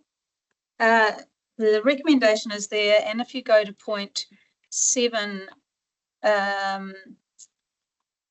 the recommendation is appoints the following elected members as Marsden District Council members to the Joint Committee, which with Councillor Craig Bowyer, Deputy Mayor Craig Bowyer, and Councillor Stella Lennox. And point 8, I'm happy to be the alternate should either of those not be available for a meeting. So I'd like to move that. Is there a seconder for the motion? Councillor Holmes. Further discussion? Okay, I'll put the motion then. All those in favour, please say aye. Aye. Against? Can I just ask a question with Stella? How far through are you with your? The course block is in June. Coming up. But you started your pre-work. Oh yeah, I'm halfway through my big assignment. It's good. So you're on your way. Okay, yeah, Thank you. thanks. So all those in Thanks, teacher. favour, aye. Aye. Against? The motion is carried. Thank you. We move now to page 169, 8.6, which is the matter that we let lie on the table last meeting. So at the moment, well, would you like to give an update? Oh, so at the moment, what lies on the table is that council agrees that council does not appoint non-voting council observers to the Wairarapa Hoki and Pukaha boards, and that the following resolutions be revoked. Is there anyone who'd like to kick the ball off? Councillor Lennox? Yes, thank you. I've spoken to this at the previous meeting when this came up. I just believe that we do still need to have the council oversight on both of these committees, given we have committed funding to one and a guarantee to another. And in due respect for us represented ratepayers, I think it's good governance that we have an oversight, given that both of them are still in early heading back out to shore on the votes, and they're not quite 100% probably where they want to be, and I think it's good that we have some. So, Stella, would you like to make an alternative recommendation? Yes, I would. That council agrees that Councillor. The item left on the table in relation to the revocation of parts to be uplifted from the table. Yes, let's lift And it off. 2, that council appoints a councillor as non-voting council observer to the Hockey Wairarapa Board. Correct. And 3, that councillor appoints a councillor as a non-voting council observer with speaking rights to the Pakaha Mount Bruce Board. Correct. Thank you. What do I need to do? And you can move that, but We we will move but that. we'll need to make appointments. I'll move that. Appointments to come if someone wants to second it. And second, because I have a question just about process. Yeah. I agree, 100%, but isn't this the opposite to the recommendation from officers?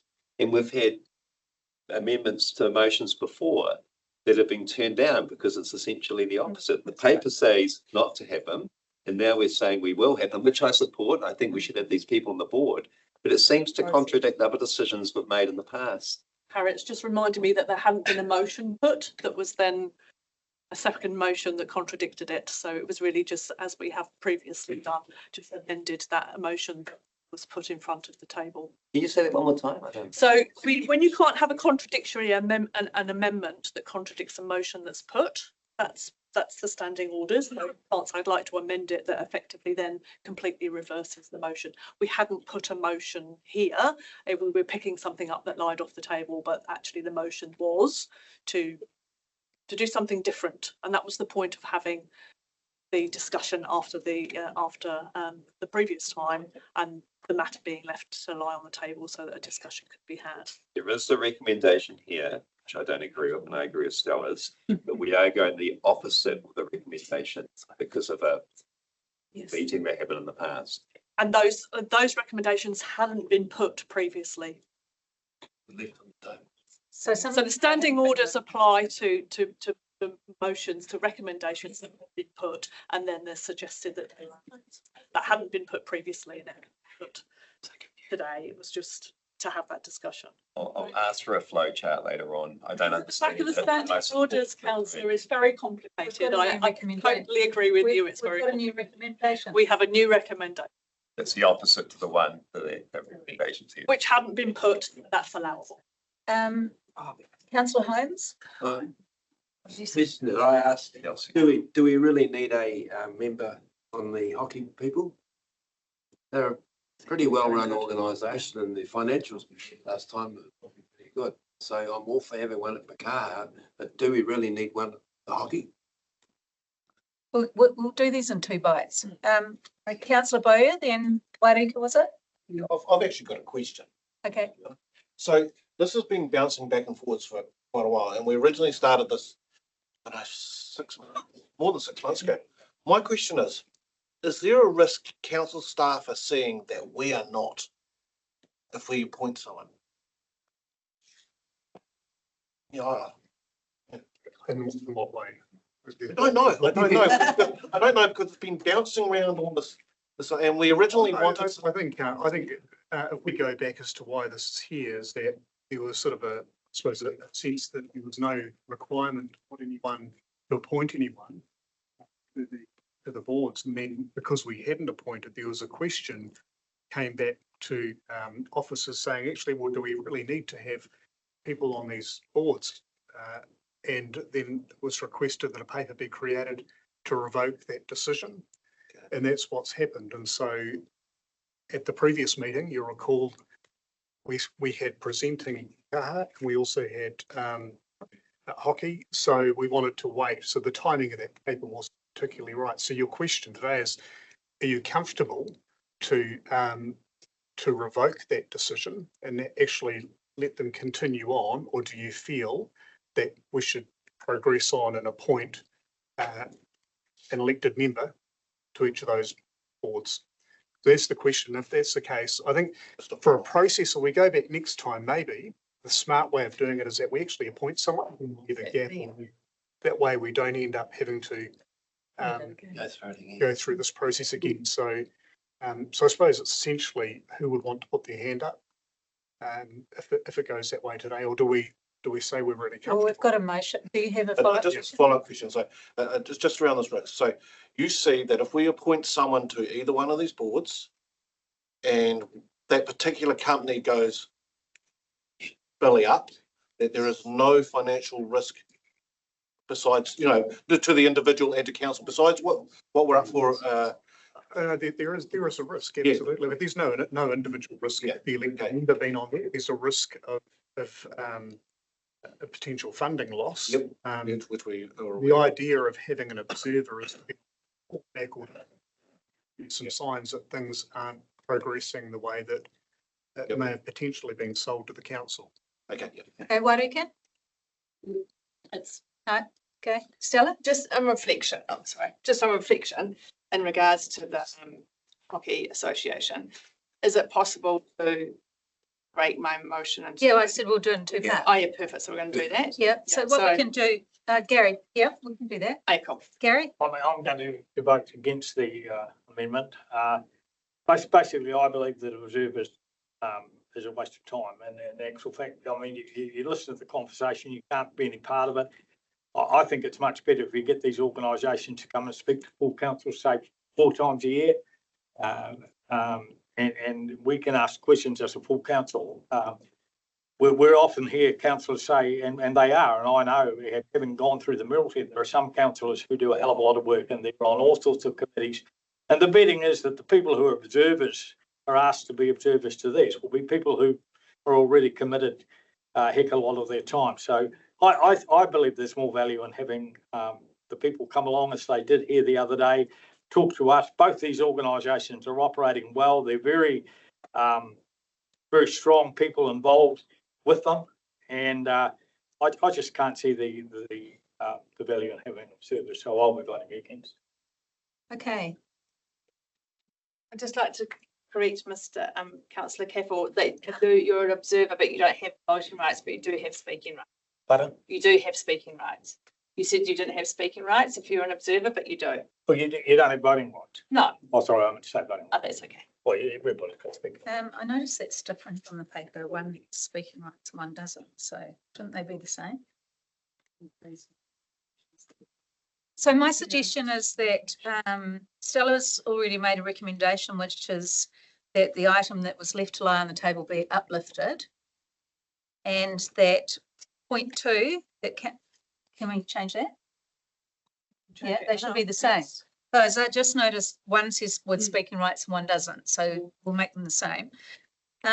So my recommendation is we go with Hoki Wairarapa board first, and we'll do that separately. Yep. And see if that passes or not passes. So the recommendation, Councillor Lennox, is that council appoints a councillor, and we'll come back to that, as a non-voting council observer with speaking rights to the hockey board. Are you happy? I'm happy with that. Yeah. We have a mover. Do we have a seconder? Yep. Councillor Nelson. All those in favour, please raise your right hand. 1, 2, 3. So that's a fail. So we'll go to the next one, that council appoints a councillor as a non-voting council observer with speaking rights to the Pakaha Mount Bruce board. Can we have discussion on this before we vote? We should, shouldn't we? The motion. Yeah. Just in relate, we were all at the same finance and risk meeting, and I can't remember if it was public excluded or not, to be perfectly honest, but we had that same information. It was from our new chair, and I think that information should definitely be taken into account with this decision. Any other discussion?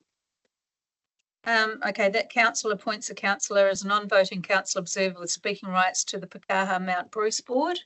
We've got a mover, and Tim, are you a seconder of this as well? All those in favour, please raise your right hand. 1, 2, 3, 4, 5. So that's a go. So now I'd like to come back and put in a point 4, because we'll need to make an appointment for that. So I'll move Councillor Nelson. Be our observer. Oh, for Pukaha? Yeah. Be my pleasure. Thank you. I'll second that. Thank you, Gary. moved by councillor Pukaha. Caffel, second by councillor Lennox. Yep. All those in favour of Tim's nomination, please say aye. Aye. Congratulations. Against? Carried. Awesome. Thank you. Gary. Right. Great discussion. I love to go. So. And I can feel it. Yeah, that was. I got it. Yeah. So, Can I just say something? yes, sure.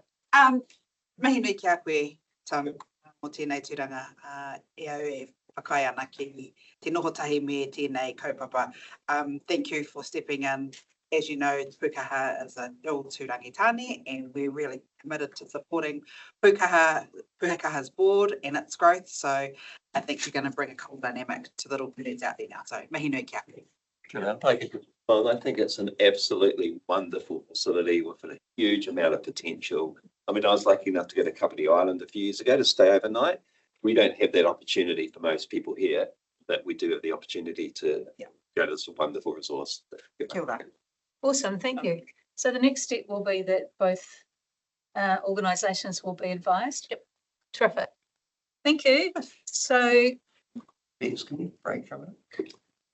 yeah, we've been going 2 hours actually. We'll have 10-minute break. It's a change in nomination for appointment to the Regional Transport Committee. This is pretty self-explanatory, isn't it? Can we take the report as read? Are there any questions of the report? No. The recommendation is that council agrees to change the representative on the Regional Transport Committee to Deputy Mayor Craig Bowyer. Craig's excited about that. And I will be the alternate. So do we have a mover for the motion? Councillor Nelson, seconded by Councillor Lennox. All those in favour, please say aye.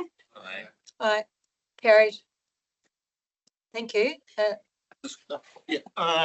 Just a quick discussion.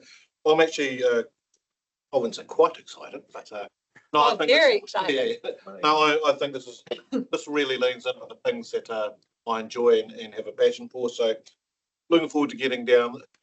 Have been to a couple of meetings.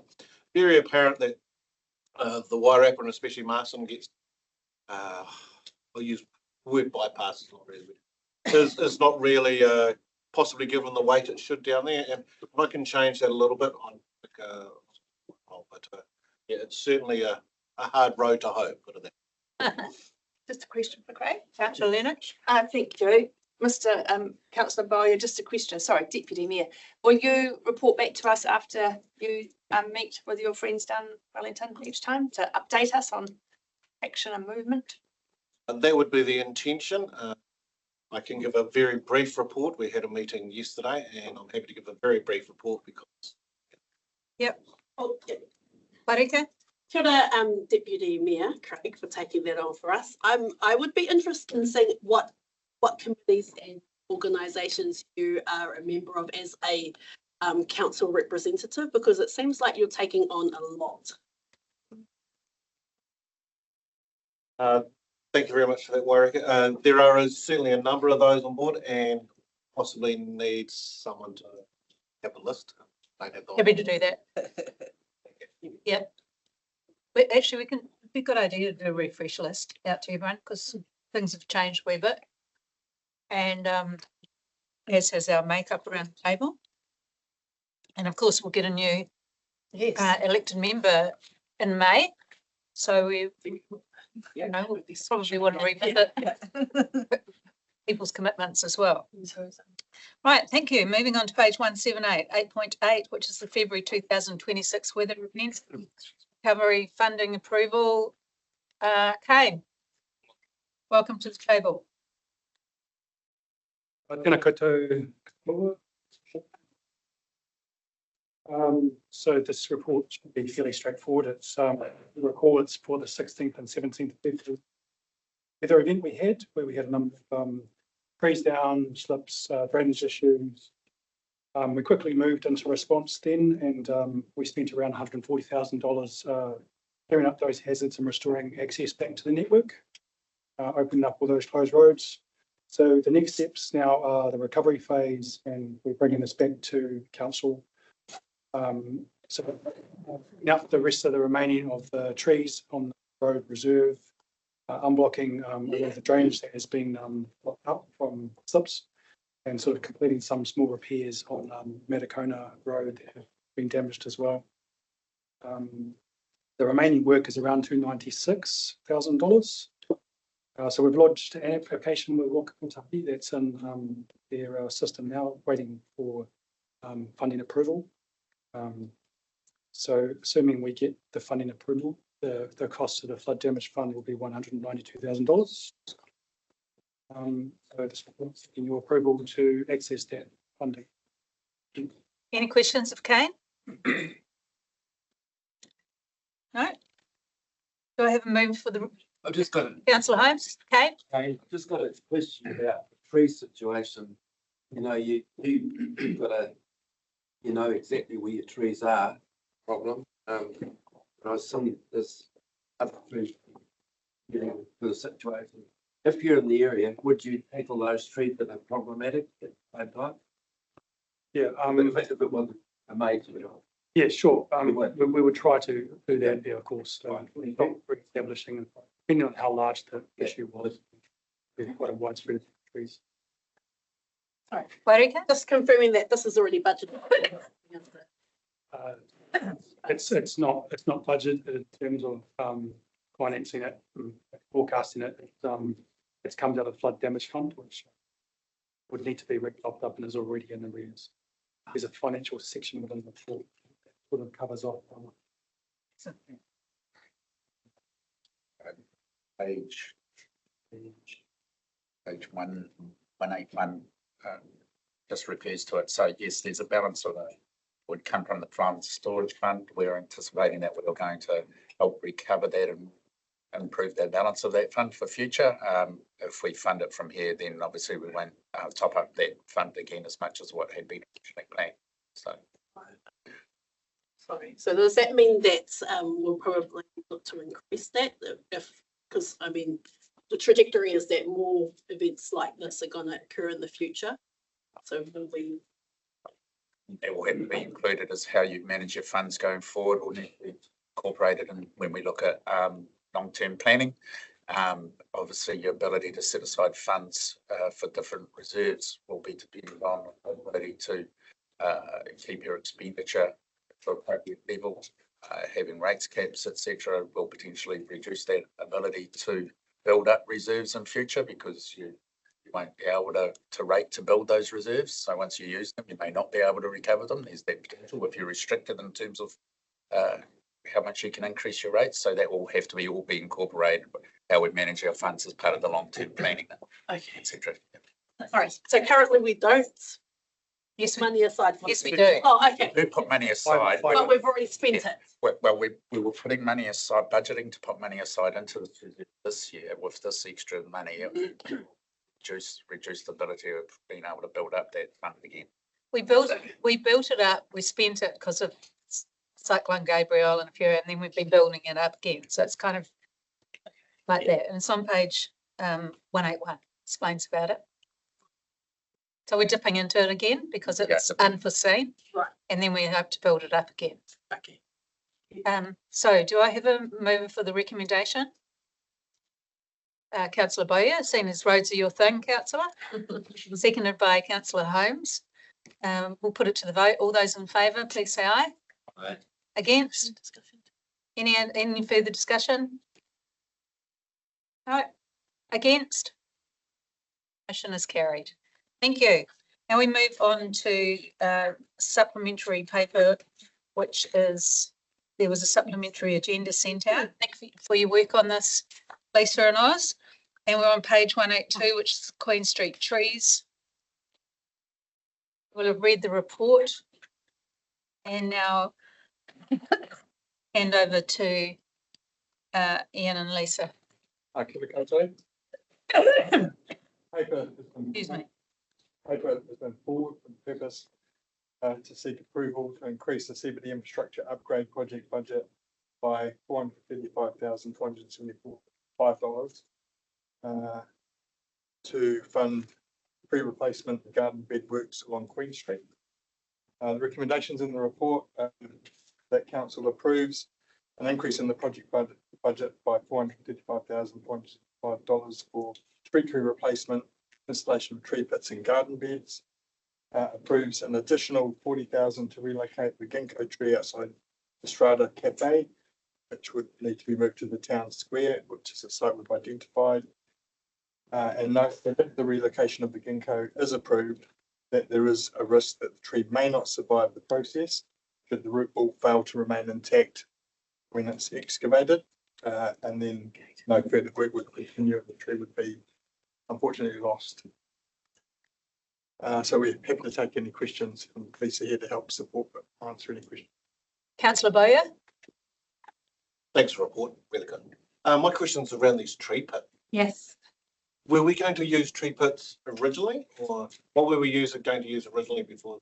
In the ground, and now all the advice has been that tree pits are the best for the trees, protecting the infrastructure as well, but also because it's an urban environment, the soil isn't great for trees, it helps the soil as well, so they grow quicker in a tree pit. Yeah. And as you can see by the cost of them, they weren't within the scope of our budget originally.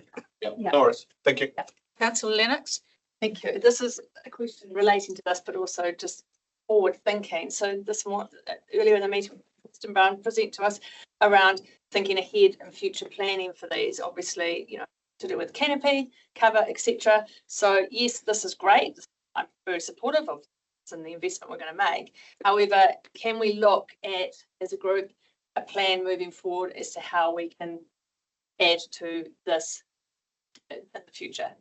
In Queen Street? Yeah, can that be something we're seriously The considering? only way we could put more trees into Queen Street is if we took off the shop canopies, we changed the district plan or pedestrianised the street.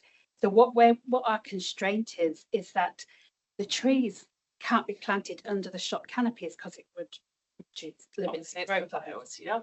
Where we've identified that they are sited is where the pavement goes a bit further out than it normally does. They're good sites for the trees. So 15 is the maximum we can get in, given our current constraints. However, if the road was pedestrianised, we could put more in. My question is though, if you ignore pedestrianisation, we know that there are a number of earthquake prone buildings in the CBD. We also know that there are a few that have an expiry date on them and there could be potential redevelopment in the CBD. Parklets. Yeah. Yep. Or complete blocks going. So we can reassess when that happens too about opportunity for canopy cover, correct? Yes. So because at the moment you've assessed Queen Street and you put in as many pits as you can. Yes. Through the engineer's advice. So there are opportunities within the CBD and the peripheral and the side streets. We've also had to factor in that because it is obviously it's a shared two vehicle carriageway. We've got courtesy crossings, so we've got visibility lines of sight. There's all these other factors that have gone into why we've had to, you know, keep the amount of pits we've got. We've gone for the maximum we could possibly get. But in essence, though, if there's further development in the surrounding areas, we can always reevaluate. A little urban microforest between the shops if sites become available. Because there are a number of buildings that possibly are up for control. Yeah. Yep. Thank you. No, that's good. Yeah. Okay. Yep. You have a look, like, so Greytown, for example, in front of the library building. Yes. This lovely substantial tree, but it's not part of the street tree network. It's in a square. Yeah. Yeah. Off. Yeah. So those types of opportunities will definitely absolutely taken advantage of. Councillor Goodwin. Yeah, I mean, you can look at Greytown and Featherston. I think where they've got their trees is because their main street is a state highway. And that's the great difference at Masterton, where we can put them there. Where, for instance, in the Strata block, the Silver Deck is a small island going out, probably one or maybe two car parks. And I can't help but wonder if in the future, if the correct watering system is running down the street, maybe in a year or two, we could say, well, we're going to take out those two car parks and put a tree and at least give us the capacity to expand as we heard. As I said, within our current constraints, which is not reduced car parks, shop cannabis, if those constraints change, absolutely we can put in more trees, and with our current constraints, we can't. So my query is there a watering pipe running down there so that if future council said, oh, we're going to take, two car parks out of each block and one another, there's another three. Irrigation is going in as part of the project, so there will be irrigation. But will it be going right down the street so that if a future council says, lovely trees you've got there and there, but we want one in the middle, we won't have to dig up the footpath or the road to put in water. You're gonna have to dig up, put the tree in, Yeah. so exposing to create a space for a tree pit.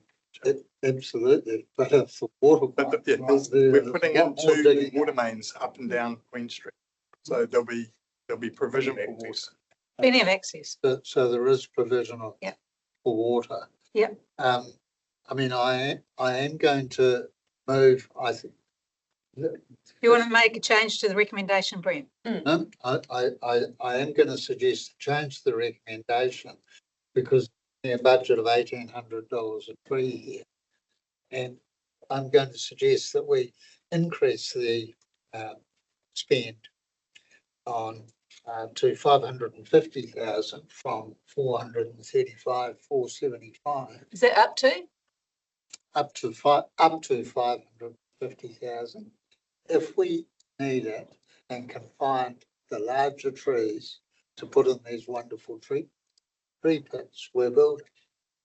And also, I would like to suggest that we look at, you're only suggesting fast growing trees, whereas I think if we're talking about the future, we want a mixture of fast, medium and slow. That's something that I'd like your comments on. So just signalling that there is going to be a move of up to an extra 550. Sure. Brent, shall we deal with your question first? We'll give you a budget of about $9,500 a tree on average. So the question, Brent's question is a mixture of trees, a mixture of fast and slow growth. Yep. So we spoke, the arborist we were talking to has suggested we do have a mix of trees. We haven't landed on what that mix is, but we will get expert advice on what that mix should be based on the characteristics that we've got. Right. So Brent, before we'll just do questions first, and then we'll come back to you if you want to do an amendment recommendation. Gary. Yeah, I'm not sure who I'm aiming this question at, but I'm the thing that really concerns me over this is the size of what we're looking at. We're looking at almost could be over $500,000 extra than what we've been working on in the past. Is there a possibility of being able to delay this decision until we get a chance to consult more with the public on this? No, no, because we can't hold up the project. So for instance, the tree pits in phase 1 are going in today. We've seen them go in the ground today. I mentioned that last week, that we committed to that. So phase 2, we need to tell them, we need to order, we need to dig it. Otherwise we'd delay the project, which is a huge cost as well. So we can't. It is likely that the 27,000 per tree pit will reduce because what they've added in is traffic management per tree pit. Well, we know, for instance, the 3 that are going in now won't include that traffic management because there's already traffic management there. We'll include traffic management every day the project phase 1 goes over the baseline, but they have to extend the traffic management that's already in place. So that's likely to reduce that by quite a bit. So my question is then, if following on from Councillor Goodwin's recommendation that he wants to put, if you had an up to budget, you would actually come back to us with firmer prices once species and sizes, etc. Absolutely. And as we go through, so phase 1, we'll know exactly how much those tree pits cost. It won't be 27,000 each. And so then as we move through phase 2, we'll know that as well. So we'll have, as we go through the phases, we'll can adjust it. Yes. Yep. Councillor Bowyer, then Wairika. realistically, do you think this ginkgo will survive being Well, so the arborist who we met was the arborist who relocated the 163 odd oak in Parliament. He's done that successfully, so that was moved in 2022. It's still survived. He said it, obviously he can't guarantee it, but he thinks it should survive it. But they'll know if it can be moved once they lift it out, and they could abort at that point if the root ball fails. So he thinks it, and he thinks that the town hall site is a good site for it as well. Warika, questions? Yes, just a question. What local experts are being talked to in regards to what trees, right trees? Yep. So we have a contractor who does our work, and they've got arborists who do that work. We engaged a national arborist to look at the relocation of the ginkgo because that's his expertise. Sorry, are they local? This guy lives in the one who we spoke to about removal relocation is based in Wellington. And the other guys? They are a mix of. Well, the Green by Nature National Arborist, he is based between Dunedin. He is in Masterton frequently, supporting our parks contract with arborist advice. So no local experts have been included in the consultation for which trees? Not public, no. Any other questions? Thank you. Tim? So just to clarify, so initially the planting wasn't future-proof what we initially had, but with the tree pits, we're future-proofing trees as much as we possibly can. Cool. And with the so with the ginkgo tree, I think I just heard of it, that we know pretty much straight away, as soon as we're removing it, whether the whether the tree is safe to be practically can be removed. And if it can't be, we don't pay the full cost. Right. For the, yes. For the, thank you. Okay, no further questions. Come back to you, Brent. Yeah, I'd like to move that we approve up to 550,000 for planting and tree pits, and that you'll come back to us with the fast, medium, and slow growing trees. That's separate. That's separate to the motion. Yes, so the motion is that we approve up to 550,000 for planting and tree pits. What about you need to address the whole of the recommendation? So number one, it's the whole thing, isn't it? Yeah. Well, you've got 1, 2, and 3. Because option 3 is the full works of the. Minus the. Yeah. Are you happy with 2 and 3? I'm happy to sacrifice the 40,000 budget on the ginkgo. Yeah. Or that, well, I'm not happy, but I'm prepared to sacrifice that for the increasing the. So just to clarify, you want to move the recommendation, which is 0.1 with a project budget of up to 550K. Up to 550K, and These two gone. And the other 2 are gone. And the other 2 have gone. Yep. And ginkgo,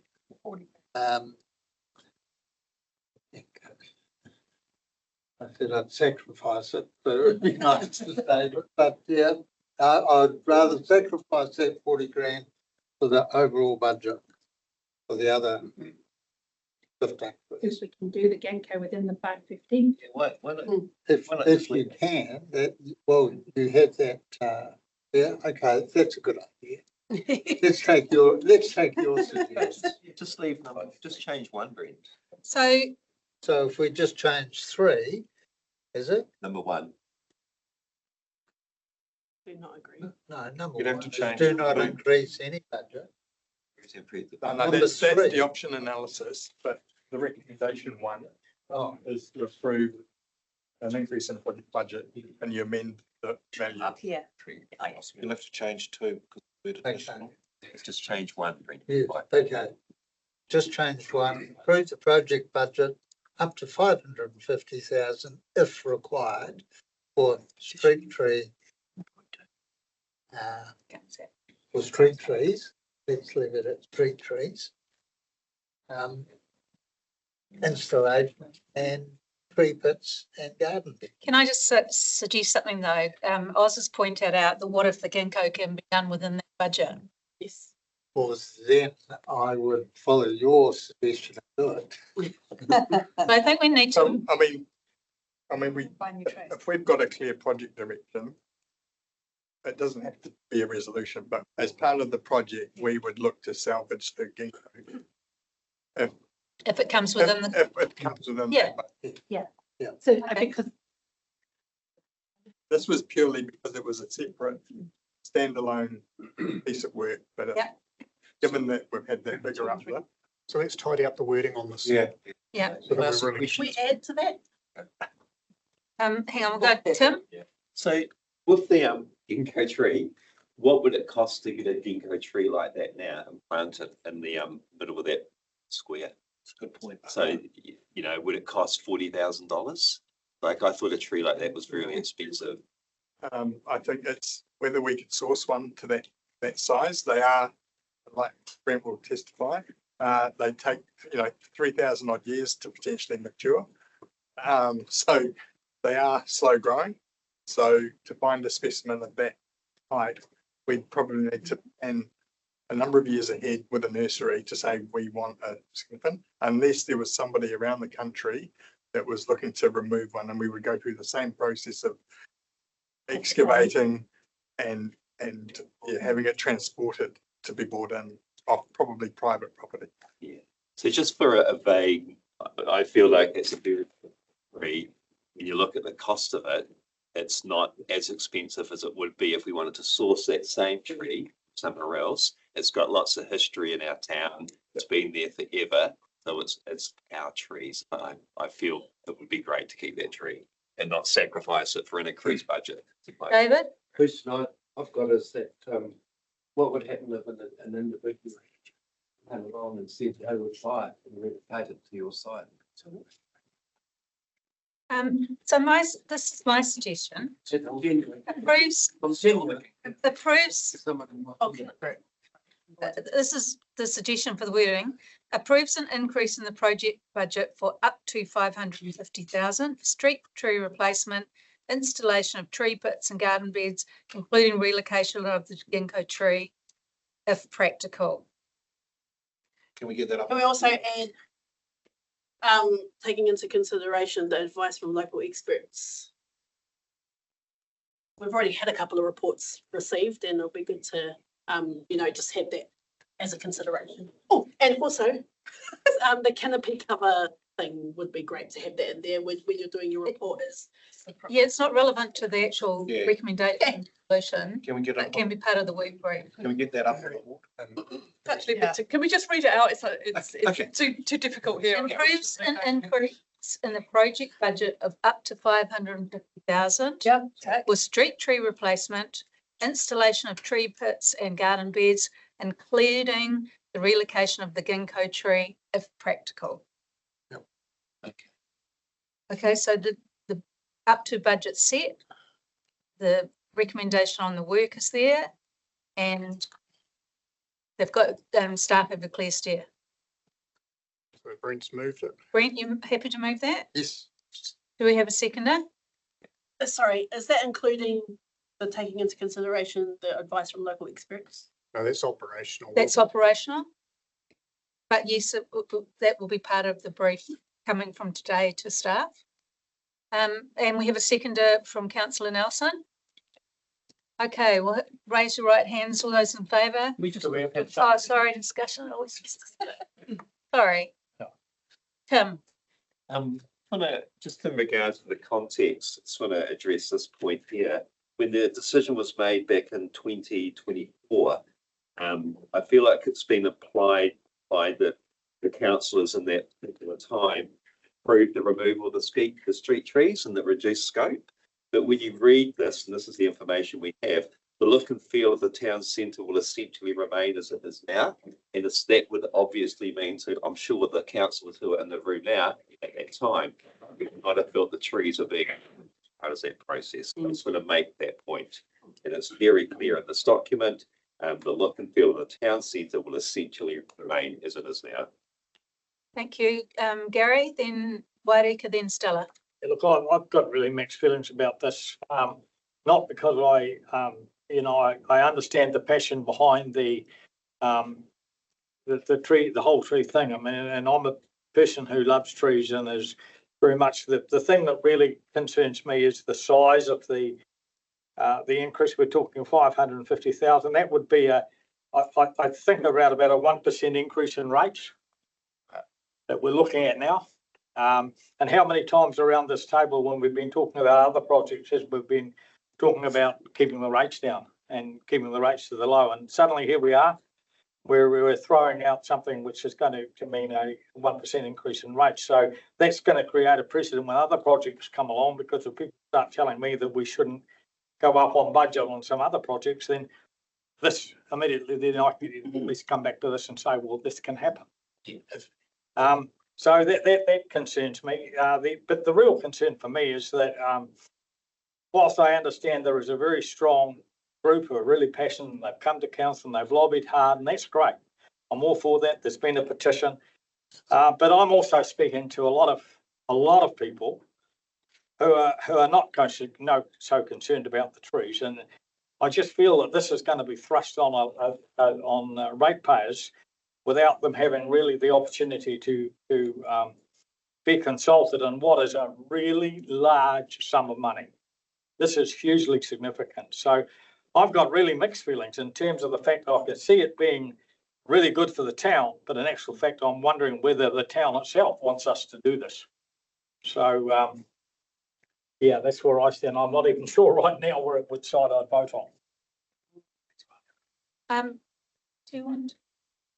Just to correct, if it was a 500,000 straight impact on operating costs, yes, that would represent a 1% increase. If we use reserves, and it's in the paper there, if we use the available reserves, and we've suggested limit reserve contribution and general capital reserve, that will impact around somewhere between 0.1 and 0.2% for the impact of this. But 500,000, if it was directly just straight operating costs, yes, that would represent a 1% increase in rates up front, sort of thing. So strictly correct what you're saying, but if we're going to use these funds, the reserve funds, it would represent 0.1 to 0.2. It is still hugely significant. So, Tim? Just in response to Councillor Capill, I feel there's a big difference between spending millions to destroy an iconic building and spending hundreds of thousands of dollars to save an iconic tree to beautify a main street. It's project by project. Well, I think there's a huge difference as well. David? Is that we have a reserve fund for development, for subdivision, so forth, and this is a prime example of where it goes. Fair point. Wairika? I just want to share how frustrating this whole has been. Before, when it first came to the table, in my time, obviously, we talked about the time frame being just before the golden shears, and I remember that being like a prime kind of like in my mind to stop it before the golden shears, which we did. But it's interesting that we've gone forward to doing the mains, but we haven't thought about the beautifying. Now we're at this point, which is the 11th hour, making a decision on beautification or whatever, trees and all the rest of it. And it really has been a result of the drive and the voices of the people, the residents of Marsden, who've said that, things to be done a little bit differently.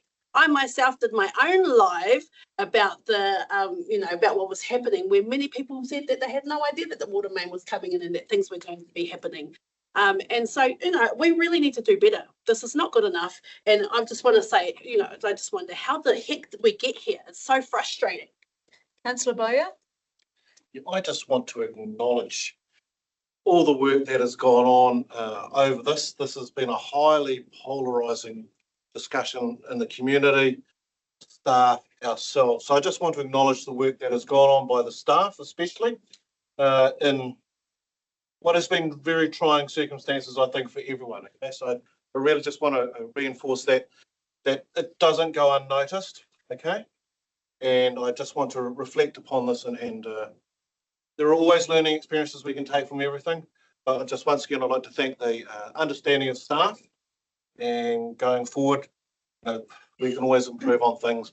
But yeah, I think it's been very good. Thank you. Any further discussion? Councillor Lennox? Yeah, thank you. I'm actually really happy with where we've landed today.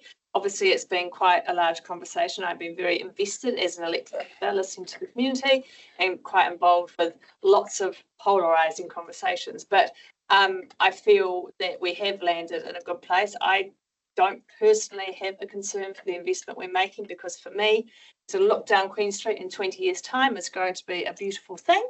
And I also feel like, you know, we've worked well with staff on this topic to get to where we are today. So for me, it's a solution, which is really awesome. It may have taken a bit of a windy road to get here, and I hope we do as elected members and staff take learnings from this from a project perspective. But I'm excited. I feel like I can go away today telling the people that I have been dealing with on the trees that there has been a positive outcome. And yeah, well done to us all. Any further comment? We have a mover and a seconder. We've moved by Councillor Goodwin, seconded by Councillor Nelson. All those in favour, please say aye. Aye. Against? No. Carry. Motion has been carried. Thank you. Move on to page 183. 9.1 infrastructure and assets. Oz.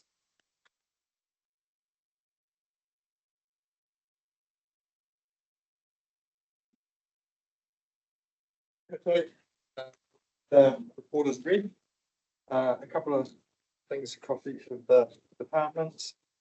Yeah, grading renewals. There's some good projects there across the network. Road resurfacing and pavement rehabilitation. Also, good news about the Matakona work, funding being secured, so that work can continue on.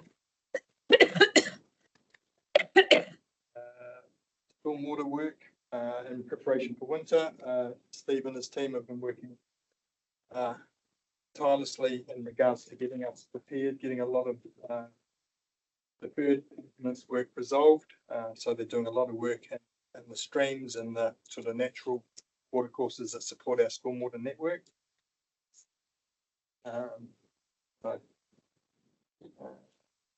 Waste-wise, we've engaged external support to help us get our asset management plans prepared for the long-term plan. We've already got our mind looking ahead to the long-term plan.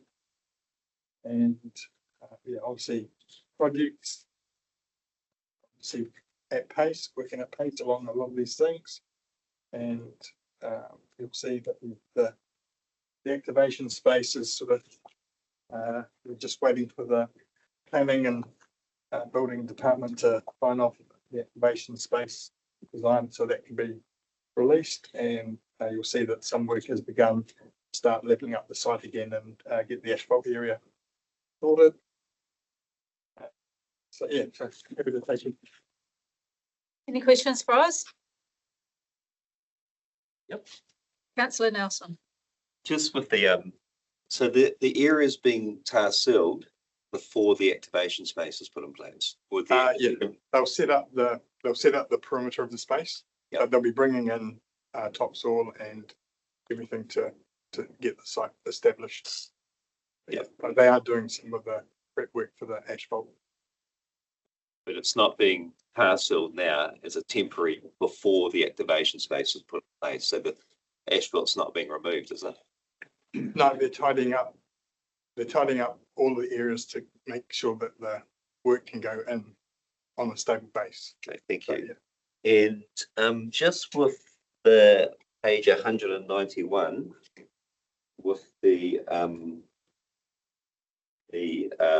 Wanarapa Tararua Water, with the program team, is that a team as part of the project setting up the entity? Or Was that, are they people that are employed indefinitely? I couldn't quite make out what that was referring to. They're on fixed term agreements, Yep. and it's part of the transition team. That's a shared cost between the four councils. Yep. To establish, and any of those costs will be transferred over to the new entity.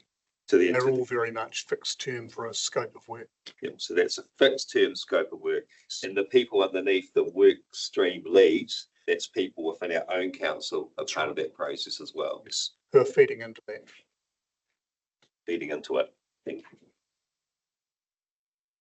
Stella? Yeah, I too have a question on that page. Just remind me, because it seems so long ago that we were having all the Y+T discussions. But in regards to the stakeholder forum, elected 5 board members and named the chairperson of the board, Sheffield Recruitment. Remind me who was part of that process. Obviously Sheffield Recruitment. So Craig, you were part of that process?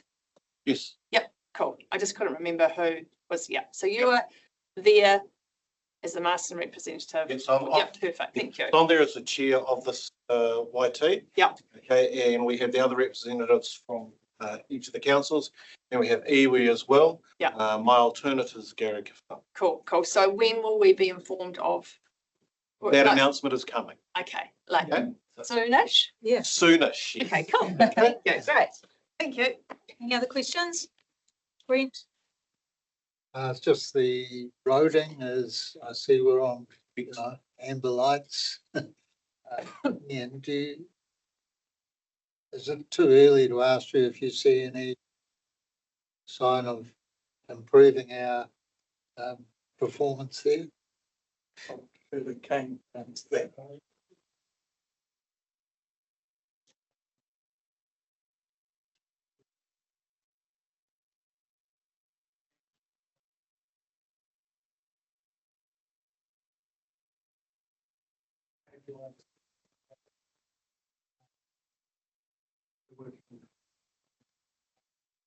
So, sorry, do I interpret, you do hope that on the LTP, we look at raising that, the reskill and rehabilitation target?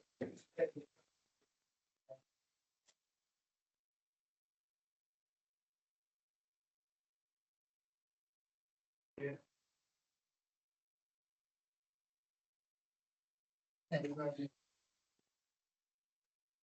Craig? Actually, this is about the library easement issue. I wonder if we can get an update on that. I'm not so sure here, but are we being like a...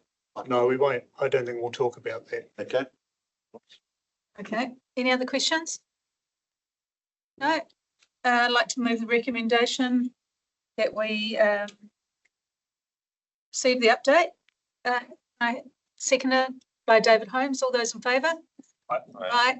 Against? Carried. Thank you. Thanks, Oz. And now we move on to 9.2, Corporate and Community Activity Report. Thank you, Yeah. sir. Okay. Hello, everyone. First time here presenting to you all under the remit of the newly formed Corporate Community Portfolio at Martin Council. Thanks for the opportunity to have a word with you. I'll take the paper as read. There's a couple of things in there I'd just like to touch on, particularly when this is broadcast so that people can hear about it as well. Library and archive, the library's in a smaller place, but they're firing on as we speak. In the paper, there is an outline of the upcoming holiday program. Please come along, go and take part in stuff that they've got organised. It's going to be a really great time. It's good to see the library use, although slightly down, is still pretty strong considering the cutting program size of the facility. We're very much looking forward to moving into the new one at some stage in the future. Also excited about the large print local history books that have happened in conjunction market. The archive is one of those. Thanks to MTLT for their generous support in helping us have one of the biggest large print collections of books in New Zealand for a library, which is really great to see. Market the Archive is also going to be flying the flag at an upcoming event on the 20th of April. The US Marine Corps Band are coming to Wairarapa College. There's a 4 o'clock in the evening performance. It's free, limited only by the number of people who can fit into the auditorium. So I would Remind people that that's on, and please go along and support them. They've been brought in alongside ComDev. They're running a little music program with the school and all the concert staff, and they have a concert for the public. Please go along and have a look. Comms and ComDev were heavily involved in the EOC response to the weather event earlier on. Always a trying time when those things kick off, but I'm pleased to see my team leaning edge, helping support the emergency operations.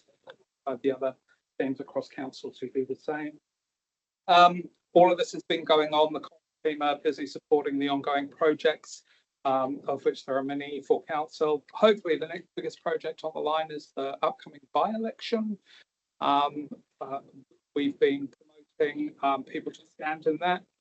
We're now asking people to please make sure that you are registered to vote. Go to vote.nz just to check your details all right. If you're new to the area or you've moved recently, get online, get your details updated. You'll get voting papers. You can decide who's going to be our new sitting member of council when that all kicks off towards the end of April. ComDev, there's just a note in there about the success of the Waitangi Day event that was very iwi-led and us supported. Massively positive feedback on that. Refugee communities have been supported through Business 101 workshops, funding for the Meaningful Refugee Participation Programme, and the Disability Advisory Group. Saw nearly double applications for people to sit on that this year as they did last year. I know there's a paper coming to where decisions will be made around who sits on that floor, but it just showcases the importance of having those advisory groups in that area for council. And no doubt those people who ask for that to continue will be very happy with that.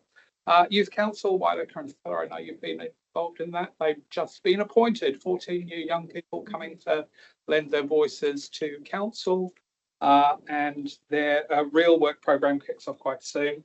Those are the key points from me. Happy to take any questions. Any questions of Matt?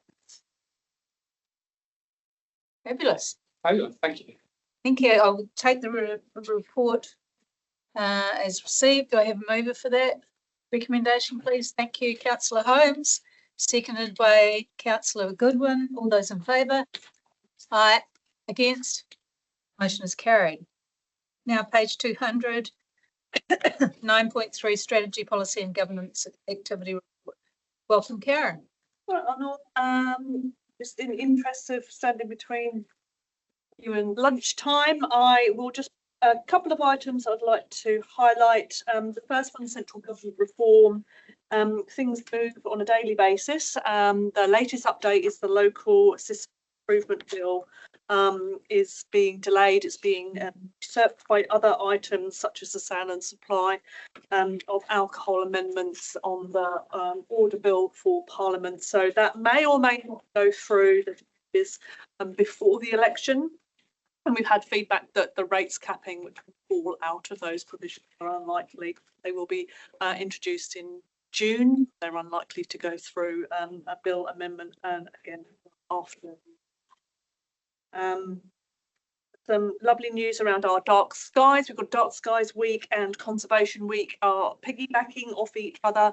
We'll have between April the 13th and the 26th with a whole bunch of fantastic things to do, and we are specifically supporting a screening of a documentary, City Dark, which is about light pollution. Some financial administrative support for that. So please go on to the Wairarapa Dark Skies website and find out all the cool things that we can be involved with. As Matt mentioned, by-election, 6 nominations received. Voting papers will be out from the 20th of April and voting will close on the 22nd of May.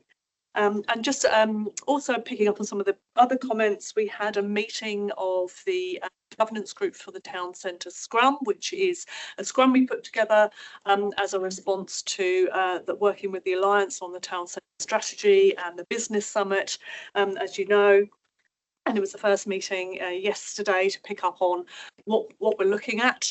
We had a good presentation from Lisa Neal on the street trees, and there was a lot of support for being involved in that further development and further beautification of the town centre, so Queen Street and beyond, and looking at what we can all do within those plans, and looking back on those fiscal plans, which are still on our website if people want to have a look. We know that there's an issue of funding and car parking with those plans, but the design elements have been very well supported by everybody I've talked to, and so we're looking at what we can variously do, landowners, the community and council on really committing to the future of that piece of work. And we're very happy to look at any provisions of policy and strategy around tree canopy as part of the open spaces and the parks and facilities strategy work that we're doing as part of the development plan. So happy to take any questions. Any questions for Karen, please? Stella. Thanks, Karen, for your report. And I apologise if it is in the report, I can't see it, but who is on the scrum? Is it a public allowed piece of information? Oh yes, of course. So we have representatives from iwi and Marston Trustlands Trust, a couple of big landowners along the way, and chaired by the wonderful John from Marston, and I always forget the name. Prendergast. John Prendergast. John Buchanan. Oh, yep. Excuse me. Moss Group. Yep. So Proskery. Oh, yeah, cool. Good, thank you. It's always good to have the visual of who's around the table. People who are really important for the town centre and beyond, and who can help move things along. Any other questions? Brent. Karen, can you just talk us through the process for the road encroachment policy from here on? Thank you. So yes, we're just looking at, so we've done what you always suggest that we do, Brent, and look at what other local authorities have done. When we talk about road encroachment, we mean things from people building their garages over our property, our road reserve, and so having to look at those areas that we need to no longer make a road. So that's what we typically think of in terms of encroachment.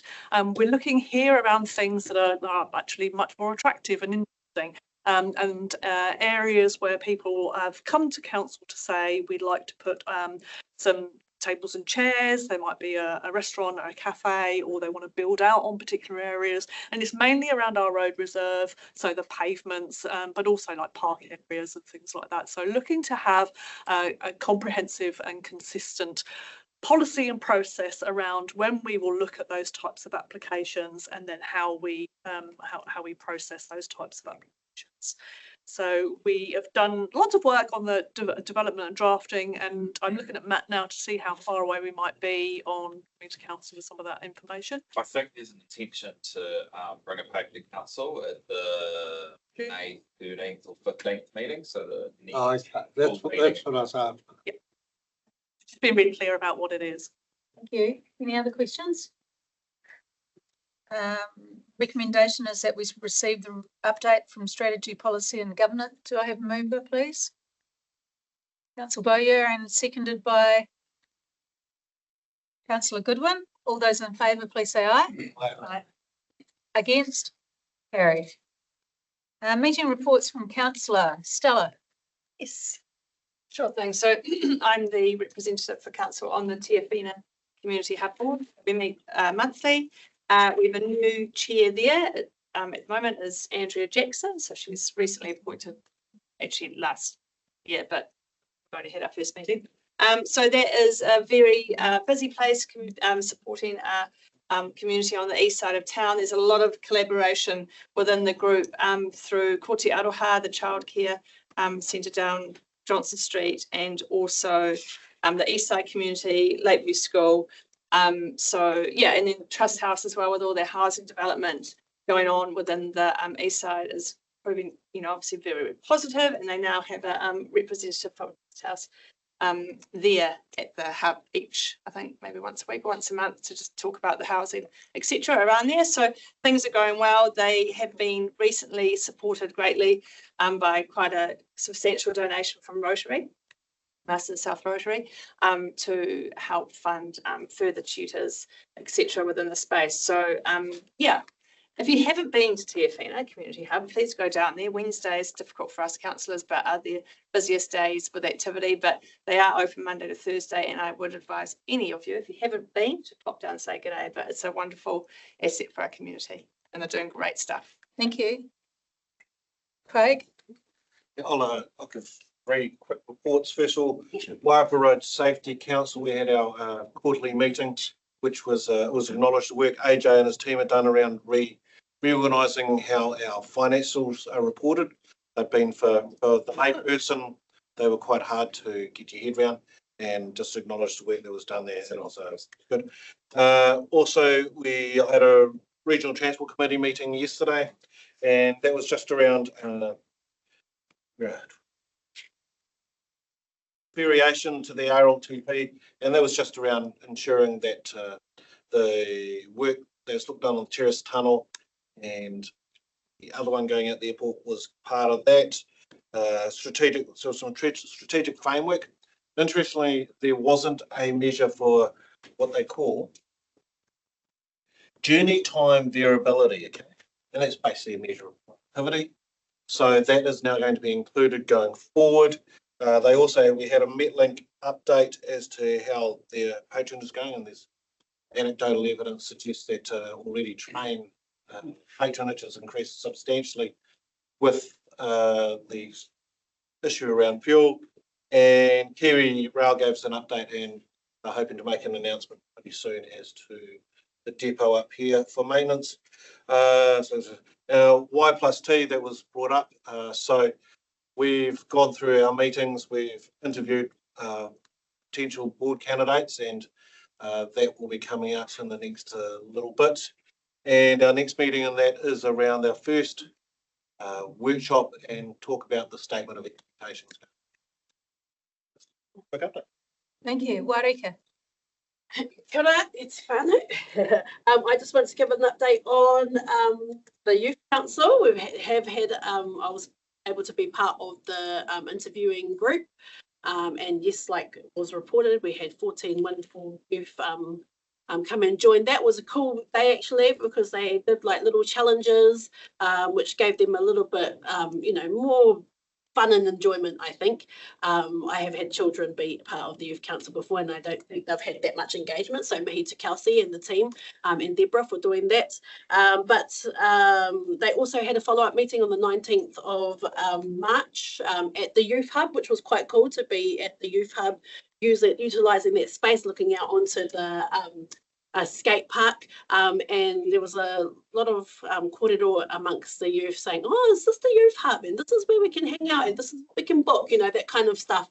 I also took the opportunity to create a little introductory video of all of the students that were there, and we've got a great breadth of representation from different schools across Masterton. And a lot of them saying, oh, we want a youth hub. So I was like, yeah, we'll need a little bit more kōrero and education with our youth council, but some great potential that sits amongst the group. So really enjoy being part of that rōpū. On the Thursday, the 19th, I was also invited to, along with Tania, to do a presentation about the long-term plan consultation with teachers who are representatives from all the schools. What was previously Te Kāhui Ako is now Wairarapatanga, and that was well received as well. Just mihi to Tania making herself available on short notice to have that conversation.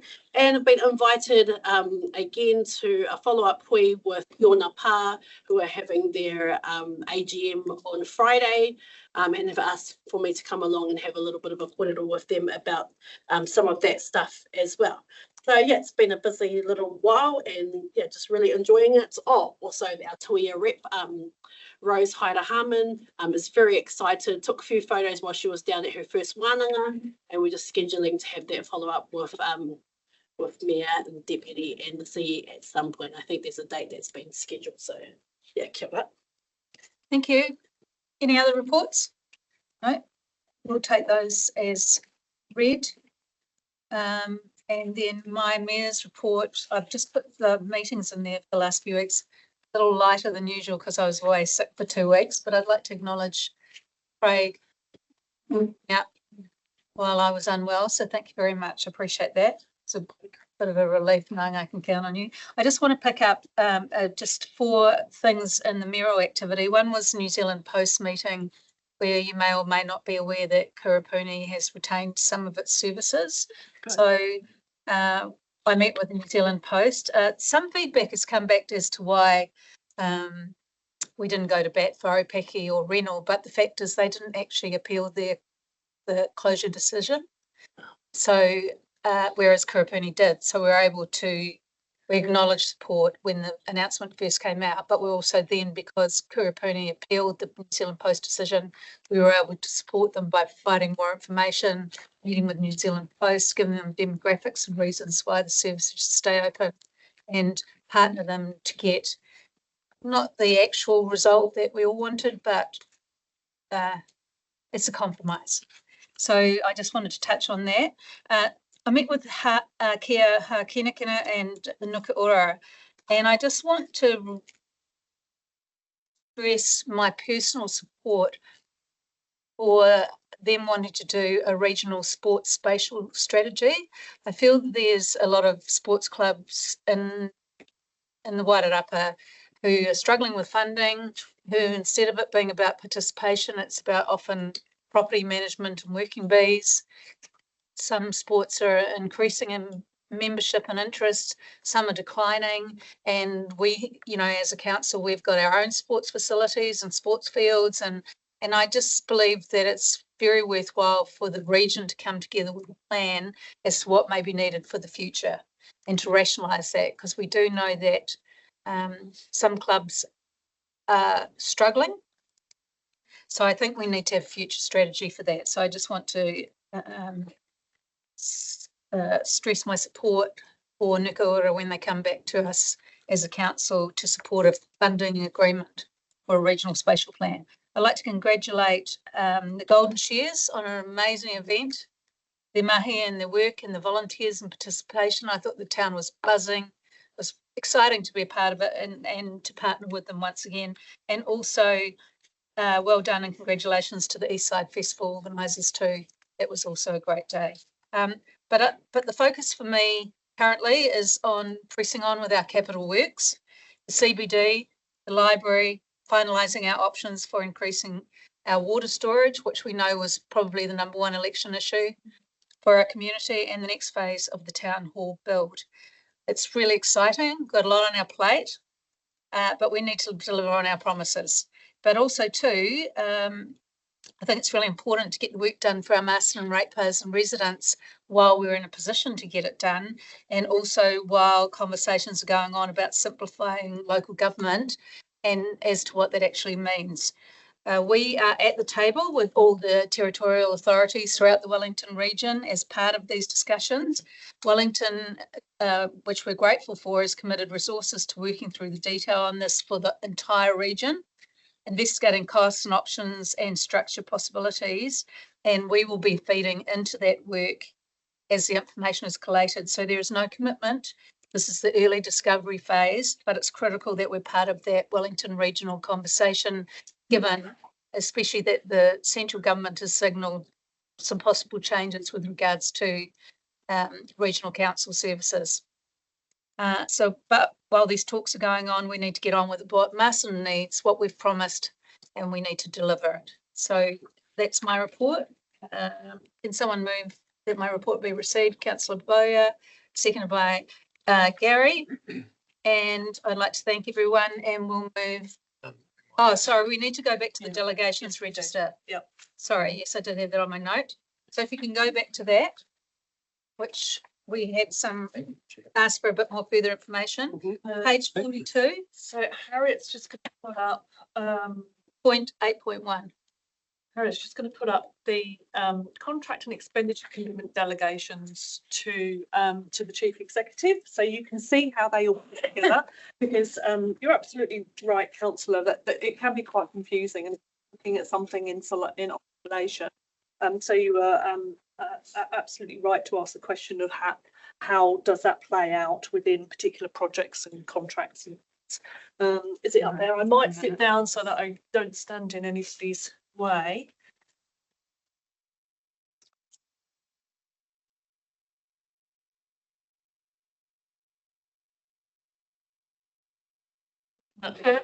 He is not as we would desire for quick and easy.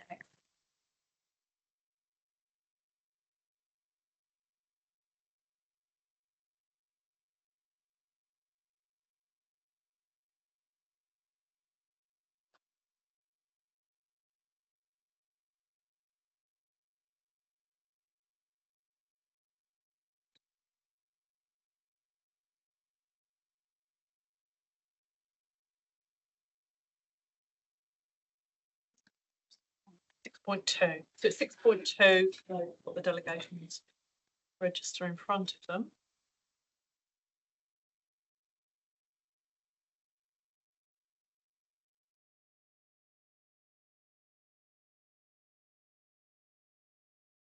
It's on page, it's on here though.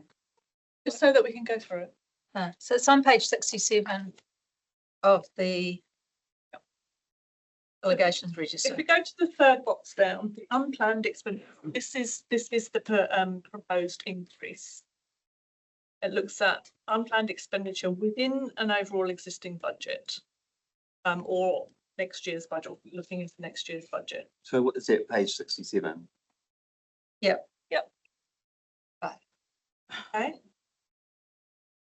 So that was a great example around a by-election. So we have a budget line, which is representation, where your funding comes from, and unplanned having to fund a by-election. So that would be something like that. Where we would think about the town hall project, and there are contracts within the town hall project. So the other delegations look to contracts and provides the ability for some variances within them. So if we look to the first one, we've got a contract up to $1 million, which is budgeted for in the annual plan. So you signed off on the annual plan on the town hall project. There could be a contract which is up to $1 million, and there is a variation within 5%. Similarly, vary contracts up to a maximum of 15% of the amount that's been awarded.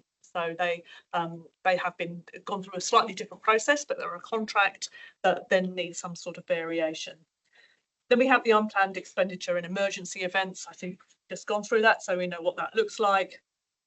And then where we've had, so if we have a contract that's been awarded by resolution, so it's more than the dollars that the chief executive has come to you, and you have awarded that contract, then there's that variation within those types of contracts. So the picture is, with the town hall project, for example, you've all got, there's various contracts within there, and the contract delegations deals with those where there are variations.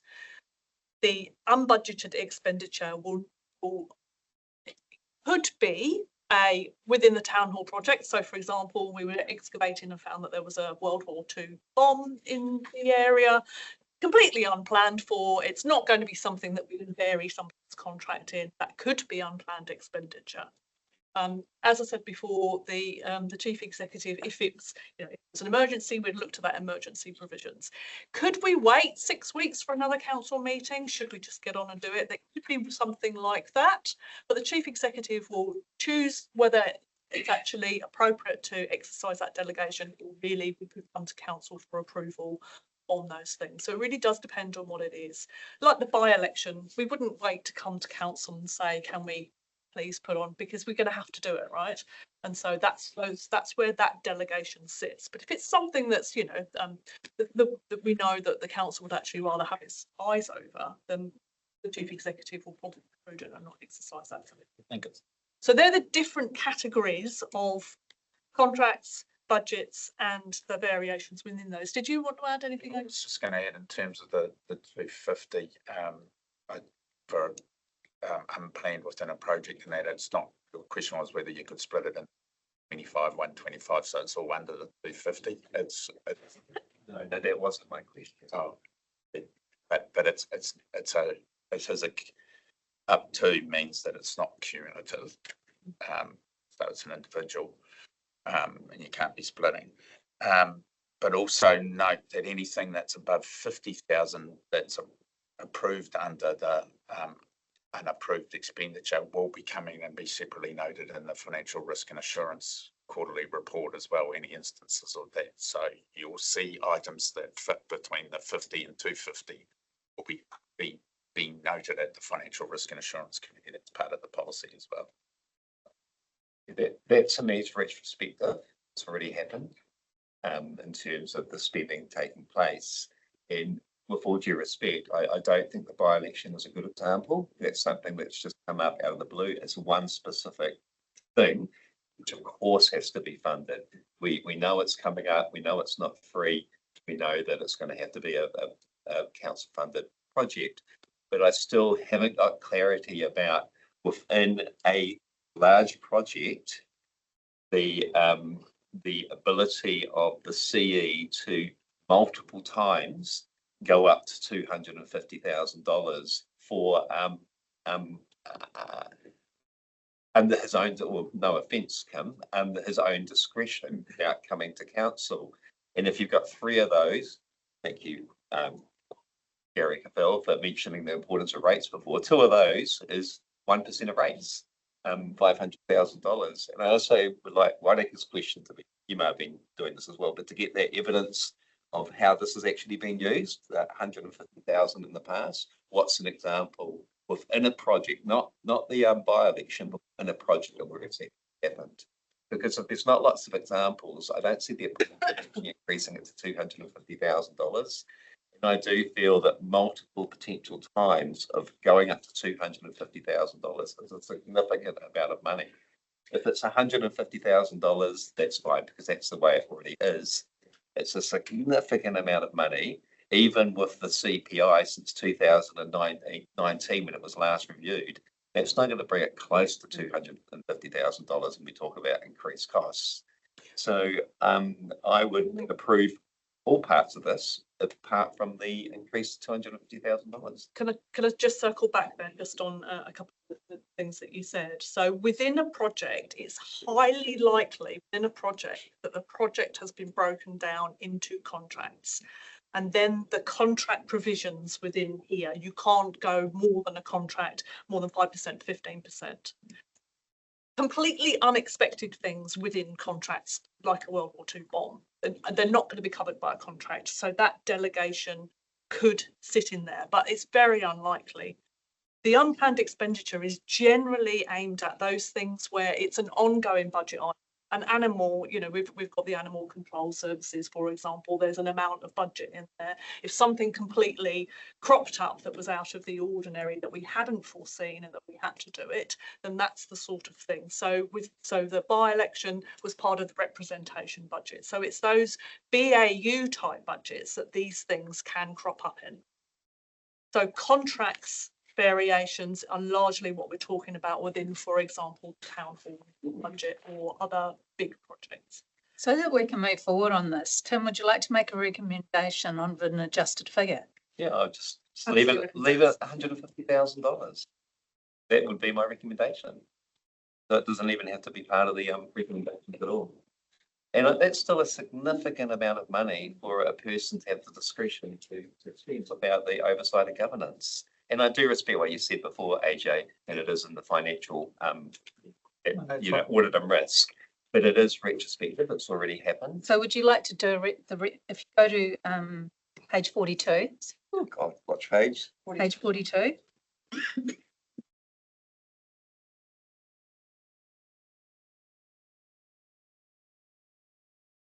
I just have a question. Is the adjustment triggered from the cost of the cleanup, which was around 143? Has that had any bearing on the increase? Like, because it's close to the 150, right?